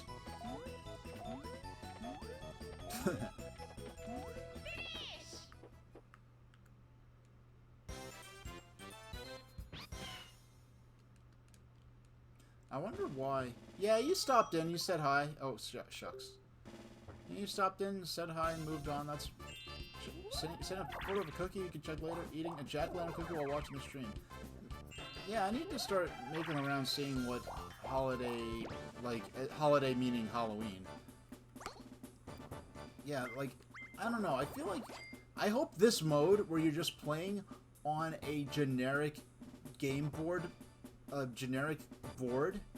Just playing with a focus on mini-games, as opposed to, like, the strategy of the hazards and obstacles of the game board. I hope a mode like this makes it into Mario Party 2. I mean, Mario Party Superstars. Yeah, I like Mario Party 2. I didn't like Mario Party 3 much. Mario Party 4, we rented from Blockbuster and never returned for whatever reason, and we just never went back to Blockbuster again until like years later when they're about to close. Yeah, I never really had friends to play with. I did play, I don't know if you saw that, I played Mario Party Advance on GBA, which is a game I defended at the time and today, because a lot of people were upset at Mario Party Advance just for not being a sprite-based, like, Super Nintendo-style version of console Mario Party. But I think they did something much more ambitious and enjoyable, which was yeah, GBA can do 4 players, but how often are you going to have 4 players and 4 link cables in the same spot? So they decided to focus on the multiplayer, the single-player aspect. Alright, let's see if I actually win this time. I always get, like, second to last. Okay, we won. So this probably would put me in the running. Yeah, so I played Mario Party 4. I ignored all the other Mario Parties on GameCube. I ignored Mario... And this is as like a hardcore Nintendo fan. And a GameCube era, which was not a... I mean, nowadays GameCube is thought of as a golden age, but at the time, GameCube was thought of, even among Nintendo fans, in the way Wii U would be thought of later, as this huge, embarrassing flop, that Nintendo should never repeat this mistake again. But, the Mario Party on Wii, the last Mario Party on Wii, where the Hudson stopped developing it, when they changed the rules to have all the players be in the car, I mean, I only played Mario Party by myself anyway, so... I enjoyed the shakeup. The gameplay I felt was much faster paced. I heard Super Mario Party... I mean, I've heard mixed results on Super Mario Party. Ultimately, that it's better than the previous two Mario Parties before that, where they moved all the players to be inside that car, but it's not as good as the classic ones. Mario Party Superstars... I'm playing this particularly in... preparation to hype myself up for Mario Party Superstars. I'm more of a retro streamer, but I've played very few modern games. The scrolling text on my stream overlay is so awesome. That is like, I'm gonna tell you something, that is just a stock feature of Streamlabs OBS. It gives it a retro early 2000s, late 90s internet broadcast vibe. That is... flat out, that is genuinely just a stock feature of Streamlabs OBS, just stock filter, like stock text feature, stock filters. And by the way, this minigame should not have left Mario Party 1. The gameplay of this minigame only makes sense in the context of Mario Party 1, and it was a mistake to bring it to Mario Party 2. And plus, I never win if I'm one of the characters playing as a doll, which is even less satisfying when you're not even human players playing. But yeah, this is all stock stuff in Streamlabs OBS that's actually, the ticker's been there since my very, very first stream.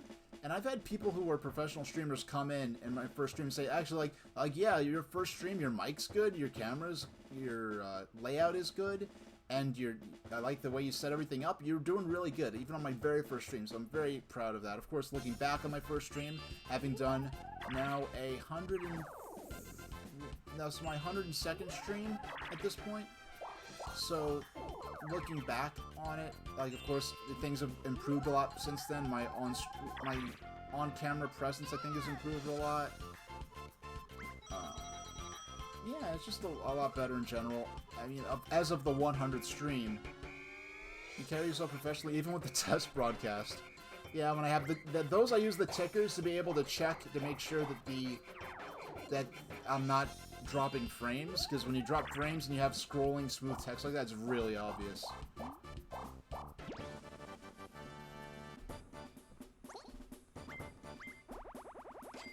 Yeah, this is... I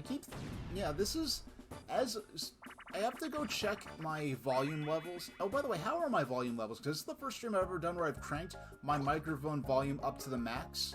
And from now on, I guess I'll just adjust the game audio. Because I mean, it's been a problem for a while, but I've tended to have my volume in my recordings and on my streams be lower than it really should be. The volume for the game and my own mic. Because even looking at some of the Deltarune Chapter 2 Let's Play, some of that stuff was like, in the first couple of episodes, was like way too low. Which is going to be a bit of a challenge when we do the viewing of that, and probably within the next couple of weeks. Maybe we'll do that after I beat Fusion, which I don't think should take too long. I mean, Fusion is going to be the first sort of bigger, longer game I've attempted to play since Mario 3D World and... Oh, come on. Pathetic. It's the first time in a while I've lost that.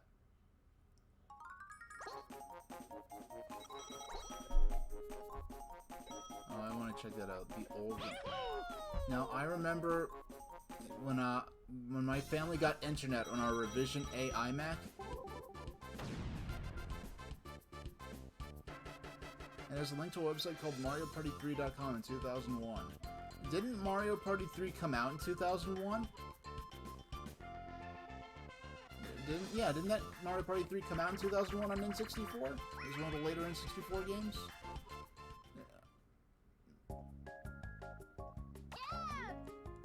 Now, I remember going to Zelda.com the night we first got internet via AOL 3.0. Back when, like, releasing new versions of the AOL browser was, like, a major event. Like, I remember when AOL 4.0 came out. Everyone upgrade. Oh, people were talking about it.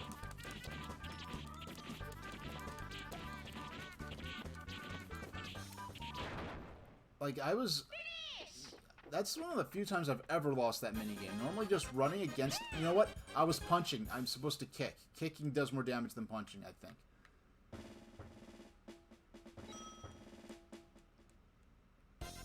Yeah, but I remember going on Zelda.com, and Zelda.com was not always owned by Nintendo. At one point, it was an adults-only website. So, yeah, that was interesting. I got off that site as quick as I could. I'm like, oh no, I just got internet, and now my parents are going to take the computer out the house if they see this. I was quite scandalized. I was like, come on, like, how could I type in Zelda.com and not get, a cute elf with a sword fighting a pig man? I did not want to see what I saw. But, and I don't think that was really a case of, like, cyber squatting. It was more just that someone named Zelda just bought the site, like that domain. Now, I remember there's a story going around. There's a little sort of you can probably find YouTube videos about it. But at one point, like early on in the internet, some random member of the public... Oh yeah, Nintendo had a selection of Flash games on their site, and they even had TurboGrafx. I was just we're playing a little Mario Party 2, and to hype myself up for Mario Party Superstars. Tomorrow we'll play a short, and this whole stream was Mario Party 2. Tomorrow I'll have 2 o'clock Eastern Standard. I'm gonna do a short intro, no more than an hour, Mario Party 2, and then dig into Metroid Fusion in preparation for Metroid Dread. But yeah, there's a story about how this guy who's into computers knew of the internet before it became a super mainstream thing. And he contacted McDonald's and was like, listen, you need to go ahead and register the domain for McDonald's.com, or else someone else will do it, and they could, like, hold it ransom and make you... I played the Flash games sometime. The main Flash games I played were the ones they put up every year for Camp Hyrule, which was sort of Nintendo-themed camping sort of games. The last year of Camp Hyrule was, I think, 2007? And 2008, they did a mock Camp Hyrule where they just threw up the mini-games on a site and called it Camp Hyrule, but it was not the same as it used to, where you had these message boards and these forums and chat rooms where they divide everyone up into cabins, and you have, like, challenges, like, oh, to write a fanfic, or to do this or do that. It was really cool, Camp Hyrule. I actually have a Camp Hyrule t-shirt, probably one of the rarest Nintendo shirts in existence, because in 2004 or 5, the winner of Camp Hyrule, they actually got a shirt, like the cabin that won got these shirts mailed out to them with the mascot character of Camp Hyrule. Maybe I'll wear that shirt tomorrow, we'll see. But the very rare, unique shirt. I mean, you could throw unique around. I mean, really unique should mean there's only one of this shirt in the world, but it's one of those shirts that you probably could not go online and just buy if you wanted to. Alright. This minigame I really suck at, but,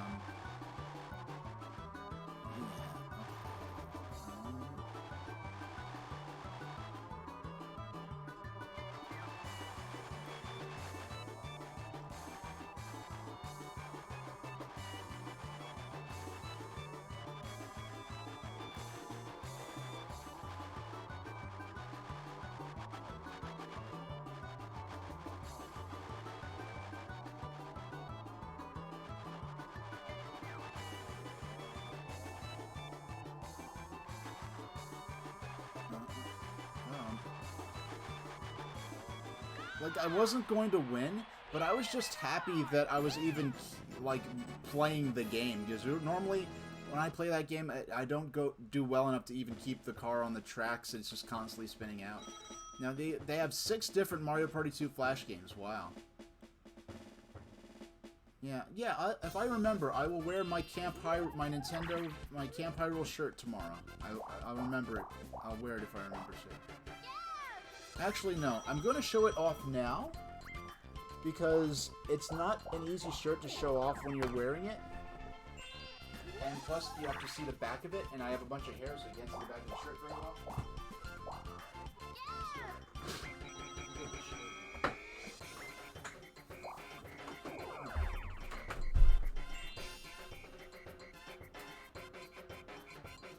Okay.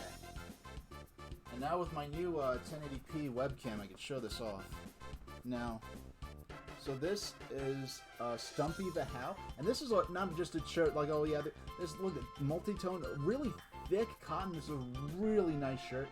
This is Stumpy the How, one of the most obscure Nintendo-related characters ever to exist. I very rarely wear this shirt out, and when I do, I'm very careful with it, only to special occasions. Like, for a while in the Nintendo World Store, like, you'd go and you'd see a couple of these shirts around, people wearing them. So Stumpy the How, he's supposed to be half horse and half cow, but he just looks like a short horse. And then on the back, so you have Stumpy. It's inverted because of the camera, but Stumpy Camp Hyrule 05 Nintendo. So this is probably the rarest Nintendo shirt I have.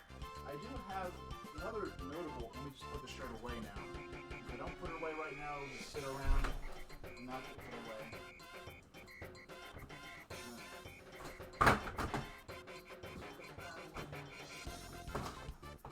There you go. And turn this light off. Because, believe it or not, that light... Where did this... That's weird. Okay. Yeah, that light, believe it or not... What that light makes my webcam have worse lighting than yeah, I guess, like, normally I wouldn't care, but since you're all looking at me, you probably want to see my face. I'll move my hair out the way. Yes, not only is that a closet behind me, it's a closet in this apartment. It is so big that, unfortunately, you can't move the shelves. You actually can't move the shelves in the closet. They're sort of bolted in. But if I could remove the shelves, I would actually consider using that closet, because it's a huge closet. It's a dry, like, it's not like a damp, dank closet where it smells musty. It's a nice closet, and it's basically just a tiny room. Yeah, it's a big walk-in closet, and it has an above-head light. It's like an overhead light. It's a very well-lit closet without the extra filming lights that I use. And if the shelves could be moved, I actually would have considered using that walk-in closet as sort of a filming booth and a little computer room for myself. And I don't have to worry about the daylight affecting the lighting or anything like that. It would have, but he ended up just going ahead and just setting up my computer set up right outside the closet in this room.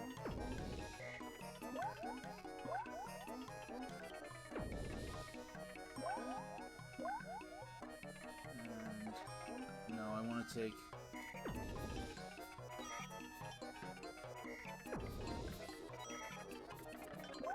I've thought about it to have a large walk-in closet, but you know, man, I like having my computer next and my desk station right next to a window. You know, it's funny, like with my old computer setup, I did the same thing. I like having my computer setup sort of be almost like cubicle-like, in the sense it's like a little separated space, where it's like when I'm within this space, it is like filming, computer, writing, work time. Whereas other people, that would feel really claustrophobic to them, and or make them feel claustrophobia. Oh, doggone. And I'm out.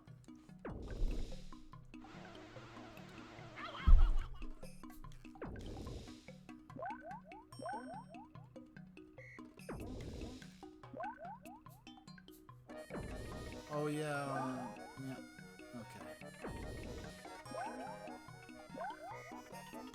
Yeah, watch Peach and Mario duke it out for this, to avoid the last beehive.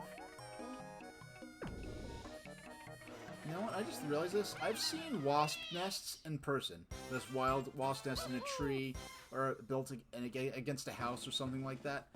I've never seen a wild beehive, and I've seen bees, like huge bumblebees. I've seen them all over the place, right? But yeah, I've never just actually seen a wild beehive. Where are we at? Okay, we're halfway through. Yeah, at the end of this game, at the end of this match, we'll call the stream there.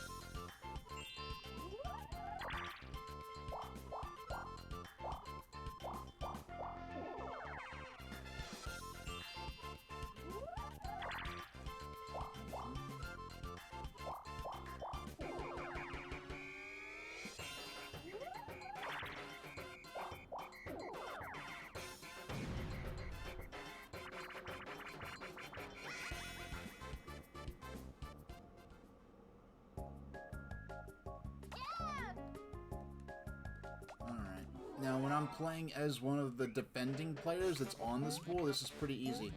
At least against computers. I've never done this against a real person. Maybe if this game does make a comeback in Mario Party Superstars, could see how this is like online. But against people, I basically just very gently just tap the button and just minimize the time that Luigi's feet are touching the spindle. And so the momentum of the wheel never really messes with me. I guess they try to... wow, that's one of the... I guess I was running my mouth too much. That's one of... I've died in that minigame fewer than 5 times ever, and because Peach hung on, we still all won. So...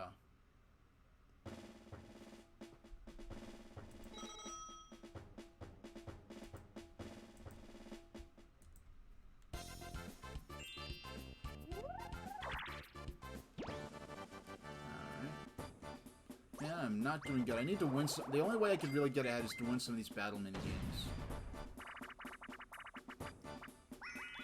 And this is not what I'm particularly good at. And this is another minigame. Like, yes, theoretically, this minigame was made specifically with the rules and mechanics of Mario Party 1 in mind. But the way they adapted it here is it doesn't make it an absolute joke like what they did with the crane game. So you just run up to people, you grab them. Now in the real... And you tap the B button rapidly, you grab coins out of their bag. And, like, I just feel like the controls, like, I just don't move the way I want to. Okay, look, I actually stole a mushroom. But of course, in the...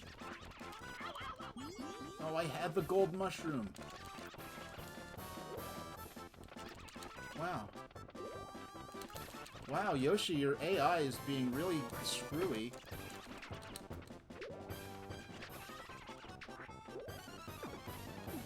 Alright. For a second, I think I actually was in first. Yeah, I'm definitely not coming in more than second. Look at how the AI sort of rotates, like it sort of guides the characters to walk in and... Wow, oh no, I came in second. Darn, I thought if I had the gold mushroom, I would have won that one. So at least I get a little profit over my...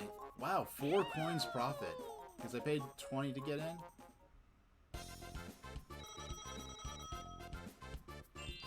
So at least I'm not in fourth, but...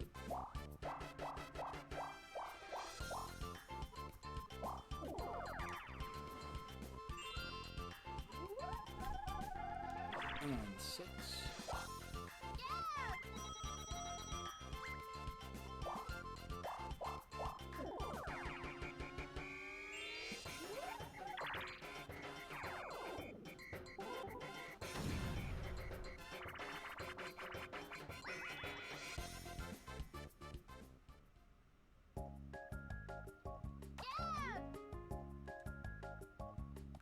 This one I have to pay attention for.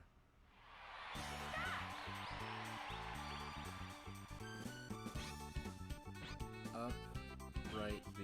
Up, right, B, right. Up, right, B. Now this is all relying on me, because the other two are out. A left, B, B, A left, B, B, B, Z. A left, B, B. I get scared there because I kind of sometimes forget which trigger, because there are 4 triggers, there are 2 bumpers and 2 triggers, I kind of forget which one is actually the Z button in this, so it's the ZL. Because I'm like, oh, I don't want to hit the bumper, and it's not, or... Okay, so we carried that one.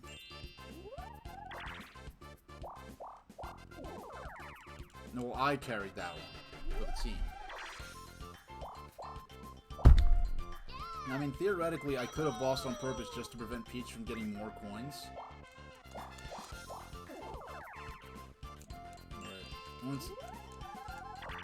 That's ultimately putting more coins in play that I could have won later through the battle minigames, so...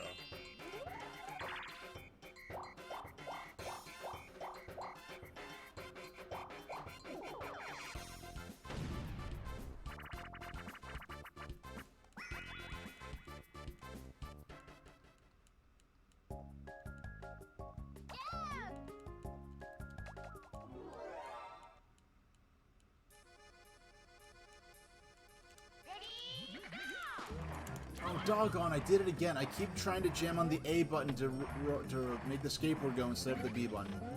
And I just instantly lose. This is another one of those minigames I usually won as a kid, but now that I'm grown, maybe my reflexes weren't quite as fast or something, I don't know, but I ended up losing. I usually end up losing this, since I started playing it again. When I got older.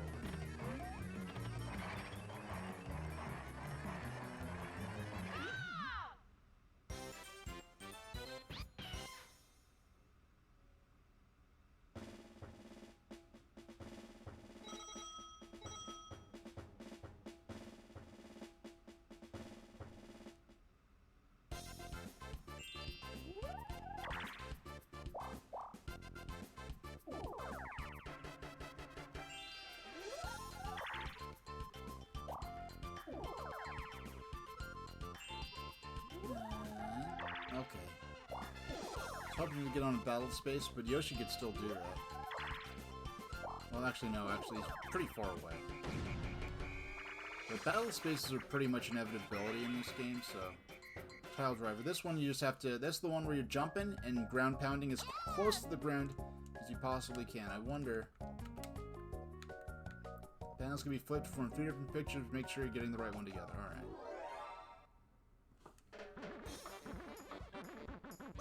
Goomba again.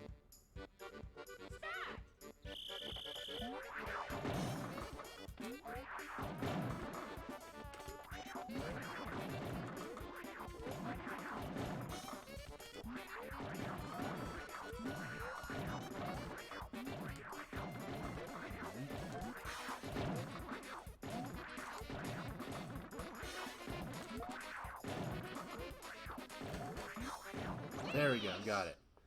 Peach and Yoshi were pretty darn close, but I managed to save it. Like, if I messed up on even one input, that would have been it. Now, I'm up to 2nd place already, but 1st place has basically twice as many coins as me, so I have to win a few more battle minigames to get close.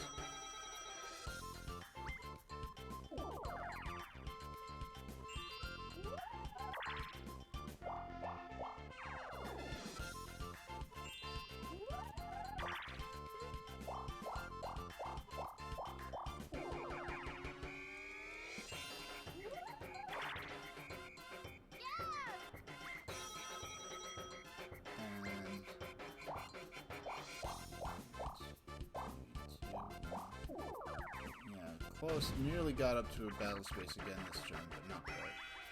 Now, Bob-omb Barrage. This one is really easy. Yeah, I'm not going to be the player throwing, so it's going to be a little hard. It's really easy if you're the player that's in the barrel. For some reason, there's this mechanic where moving the barrel on the diagonals is faster than moving it on the cardinals. See, look how fast that was. That was instantaneous. Like, the AI rarely lasts long in this minigame, if they're the ones in the barrel. Whereas if I'm the one in the barrel, only like maybe 20% of the time do I end up getting taken out.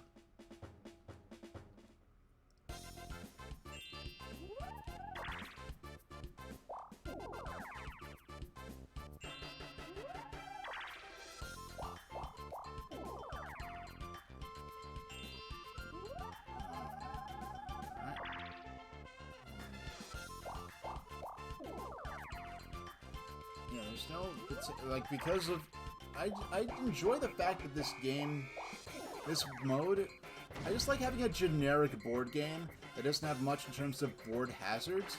So there's not even a particular advantage to going first or second or anything. It's just, you just are determining what kind of minigames are going to be played. And when you get to Toad, you get 10 coins. Now that's something that that's a kind of a remnant from Mario Party 1, because in Mario Party 1, every time you completed a lap of the board, Toad would reward you with 10 coins. In this game, Toad doesn't give you 10 coins, but the thing about Mario Party 1 was that, like I said, there was a greater emphasis on, I missed that one box. That's probably going to cost me the mini game. Oh my gosh, I missed it again. Yeah, I'm done. Normally I win that one, so that's kind of almost refreshing. But because there's only an emphasis on stealing coins from other players through minigames, but simply losing a 4-player minigame or a 1 versus 3-player minigame will cause you to lose coins as well. So there's a lot of coins leaving play in that game, a lot more potential to lose for a player to lose coins. So due to that, I guess I decided to balance it out by having Toad give you 10 coins each time you completed a lap. And in this version, only each time you reach Toad do you get an extra 10 coins. So I hope Mario Party Superstars, in whatever form, has a simplified map of this nature that lets you, there's a board game, but it's basically just used to decide which games will be played.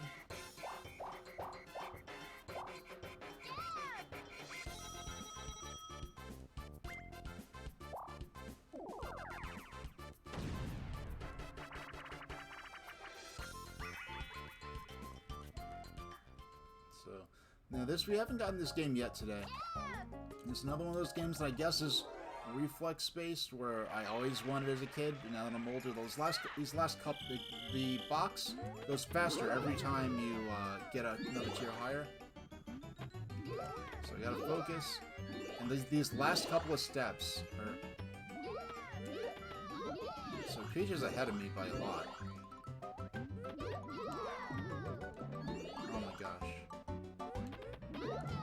Yeah, she won already. Yeah, I would always win that as a kid, so I guess it's just me getting older.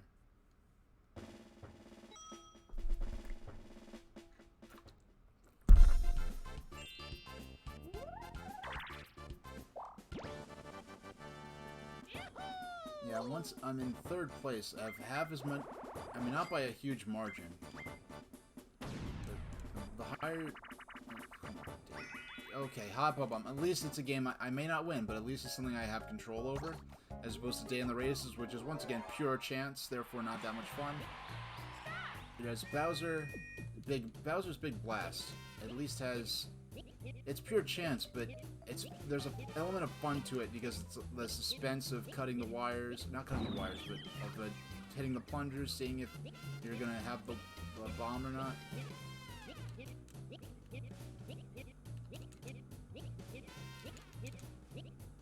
Alright, we got Peach out. I definitely don't want Peach winning this. And it's very rare that I even bother to target a specific player in this game. I'm more concerned with getting the bomb out of my hands ASAP. But hey, we won, this should put me a good chunk of the way into catching up with Peach. Because, I mean, I chose to give myself this handicap, so I gotta take advantage and, you know, because the thing is, I'm so good at I'm so experienced with this minigame, with Mario Party 2 in general, that it can be, like, lack of challenge. Like, it would be hard for me to play this with other human players. This particular game, this particular version with other players, one thing I look forward to is being on equal footing with everyone, having some minigames I'm familiar with, and even those minigames maybe having slightly different physics or controls.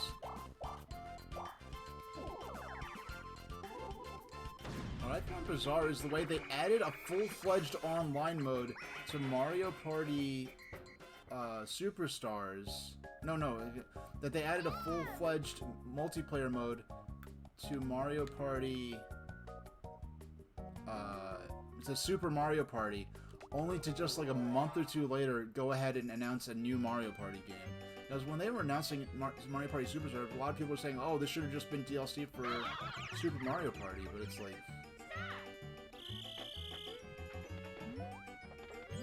It is so weird. Like, this is supposed to be so hard and disorienting, but in this game, always, I just walk straight to the middle and jump. It is... Yeah, there's no challenge. Maybe it's better with 4 human players where there's more confusion, but the way the AIs attempt to emulate or simulate being a confused a disoriented human player just makes it so that it's easy to just walk up to the star and grab it. And walk up to the music note and grab it.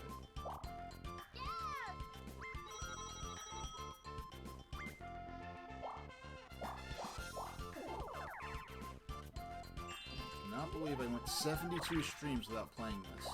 Now, this is something I might come back to every few months. I'm probably gonna play it again tomorrow, and maybe once and only once more before Superstars comes out.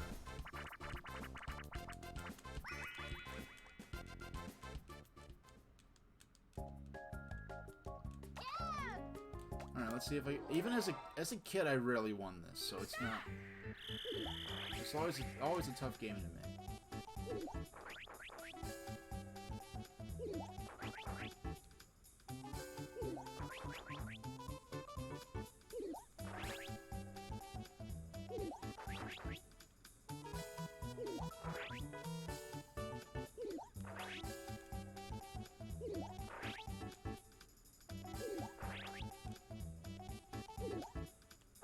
Oh, come on. Like, some of those... I'm sure this would be more reasonable with human players, but the way a lot of those fake-outs go, it's like, how are you supposed to catch that? So I just feel like the computer's cheating, like this... You know, so it's easy, oh, the computer's cheating, but it's like, these games are meant to be played with 4 human players, and with 4 human players, a lot of the Mario Party BS, you know, that infamously, like, you know, fight-ruining game... friendship-ruining games... would probably seem a lot more fairer with 4 people. As opposed to when it's just anything good that happens to the other 3 players, it can feel like, oh, the computer's just cheating.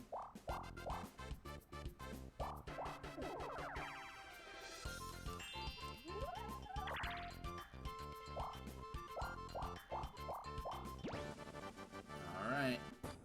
We have a couple more turns. If I win this... Oh no, only 10 coins? Lame. It's not likely that I'm going to win, but we'll see if I can come within striking distance of Princess Peach. Raking him in, yeah, not the best. Not the minigame I'm the best at, but...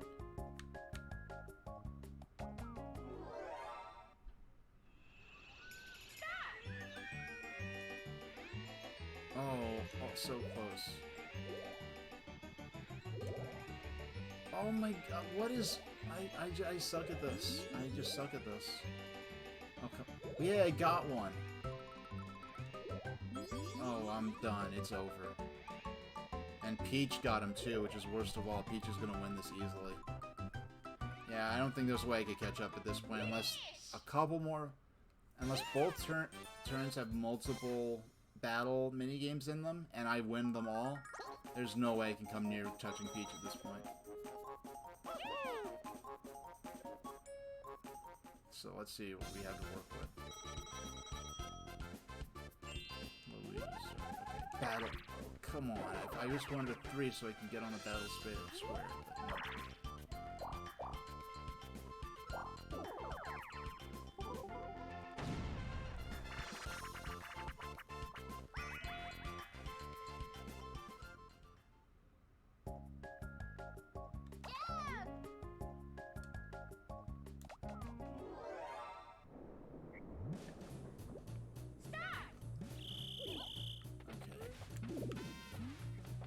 Oh my... How did I don't know how I got bounced off there. I didn't jump again. That was an anomaly. Because normally I rule at this game. We've had it twice today, and both times I ended up losing early on, which is really weird. I just know this will be... This is... I'm sure I've already seen... I haven't really watched any footage of Mario Party Superstars, but I feel like in the reveal trailer, back at E3 in June, they showed footage of this game. And it's more based on the Mario Party 1 version, where it's sort of themed around standing on mushrooms that are dipping into the ocean instead of this more industrial feel where you're on these steel platforms that are dipping into molten lava. Alright. Last turn.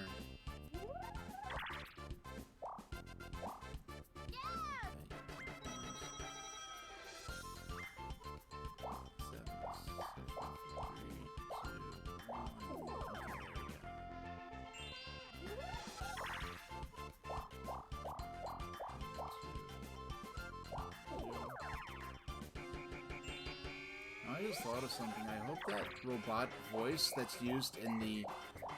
I otherwise would not have watched any Metroid Dread footage or trailers of any kind. Like the second major trailer, I didn't bother watching. I want as much as possible to be a surprise. But when it came time for the Nintendo Direct, it's like, alright, I'm filming a reaction. I might as well react to everything. So if someone clicked my video to see Metroid Dread, and I covered my eyes during that part. I did cover my eyes during Deltarune, because that was the day before I started playing it. And I seriously didn't want to see anything from that game in any way, shape, or form before I played it, and I'm glad it stuck that way. Now there is an alternative route and like a secret like storyline. What is with me in this game? Like where I just don't like the jump just doesn't register. I just have to get back into the feel for this because I used to not even. Yeah, there's some games where back in the 90s I could play it better and usually won. Then like as an adult, there's some games that like I'm not as good at anymore. Maybe it's the controller, the newer controller shapes or whatever. But I do feel like I don't know. This I should have done good. It's like I'm just now I have to get back into the groove of playing it. Because even in the Wii era, I'd play that game just fine. All right, so I'm gonna be. There's no bonus stars here, so we just know I'm gonna be in second place. So let the I'll just let the results play out. Let the coins drip into the coin bank. Peach, congratulations.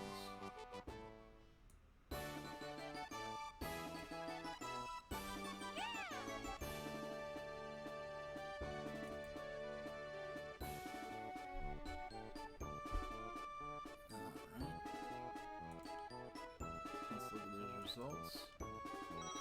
We got up to 6,800 coins. So, alright. Now, let's... Yeah, actually, yeah, we could just go back to the menu at this point. And, so I will be back tomorrow at 4 o'clock, no, at 2 p.m. on October 4th, 2 p.m. Eastern Standard Time. Play a little bit of Mario Party, no more than an hour. I'm probably just going to play through the simple mini-game mode that you saw today on that little map, that sort of track and field arena-themed simple map. And just play through a quick game of that, maybe even quicker than what I played today. Just a quick 10 turns. So I think I played 20. You could play up to 30 turns. Yeah, just 10 turns of that. And I think that'll be enough. So, that'll be enough for now. I'll see those who can make it tomorrow at 2 for a little bit of Mario Party 2 and a whole lot of Metroid Fusion. I'll touch Mario Party 2 at least once more after tomorrow before Mario Party Superstars comes out, because I do want to... We played 2 of the boards that will be in Superstars for Mario Party 2. We played Spaceland. We're going to play through Horror Land at least once, which is really more of a Magic and Wizards themed land as opposed to a horror land. So I'll see you tomorrow at 2, those who can make it, and thank you very much for watching.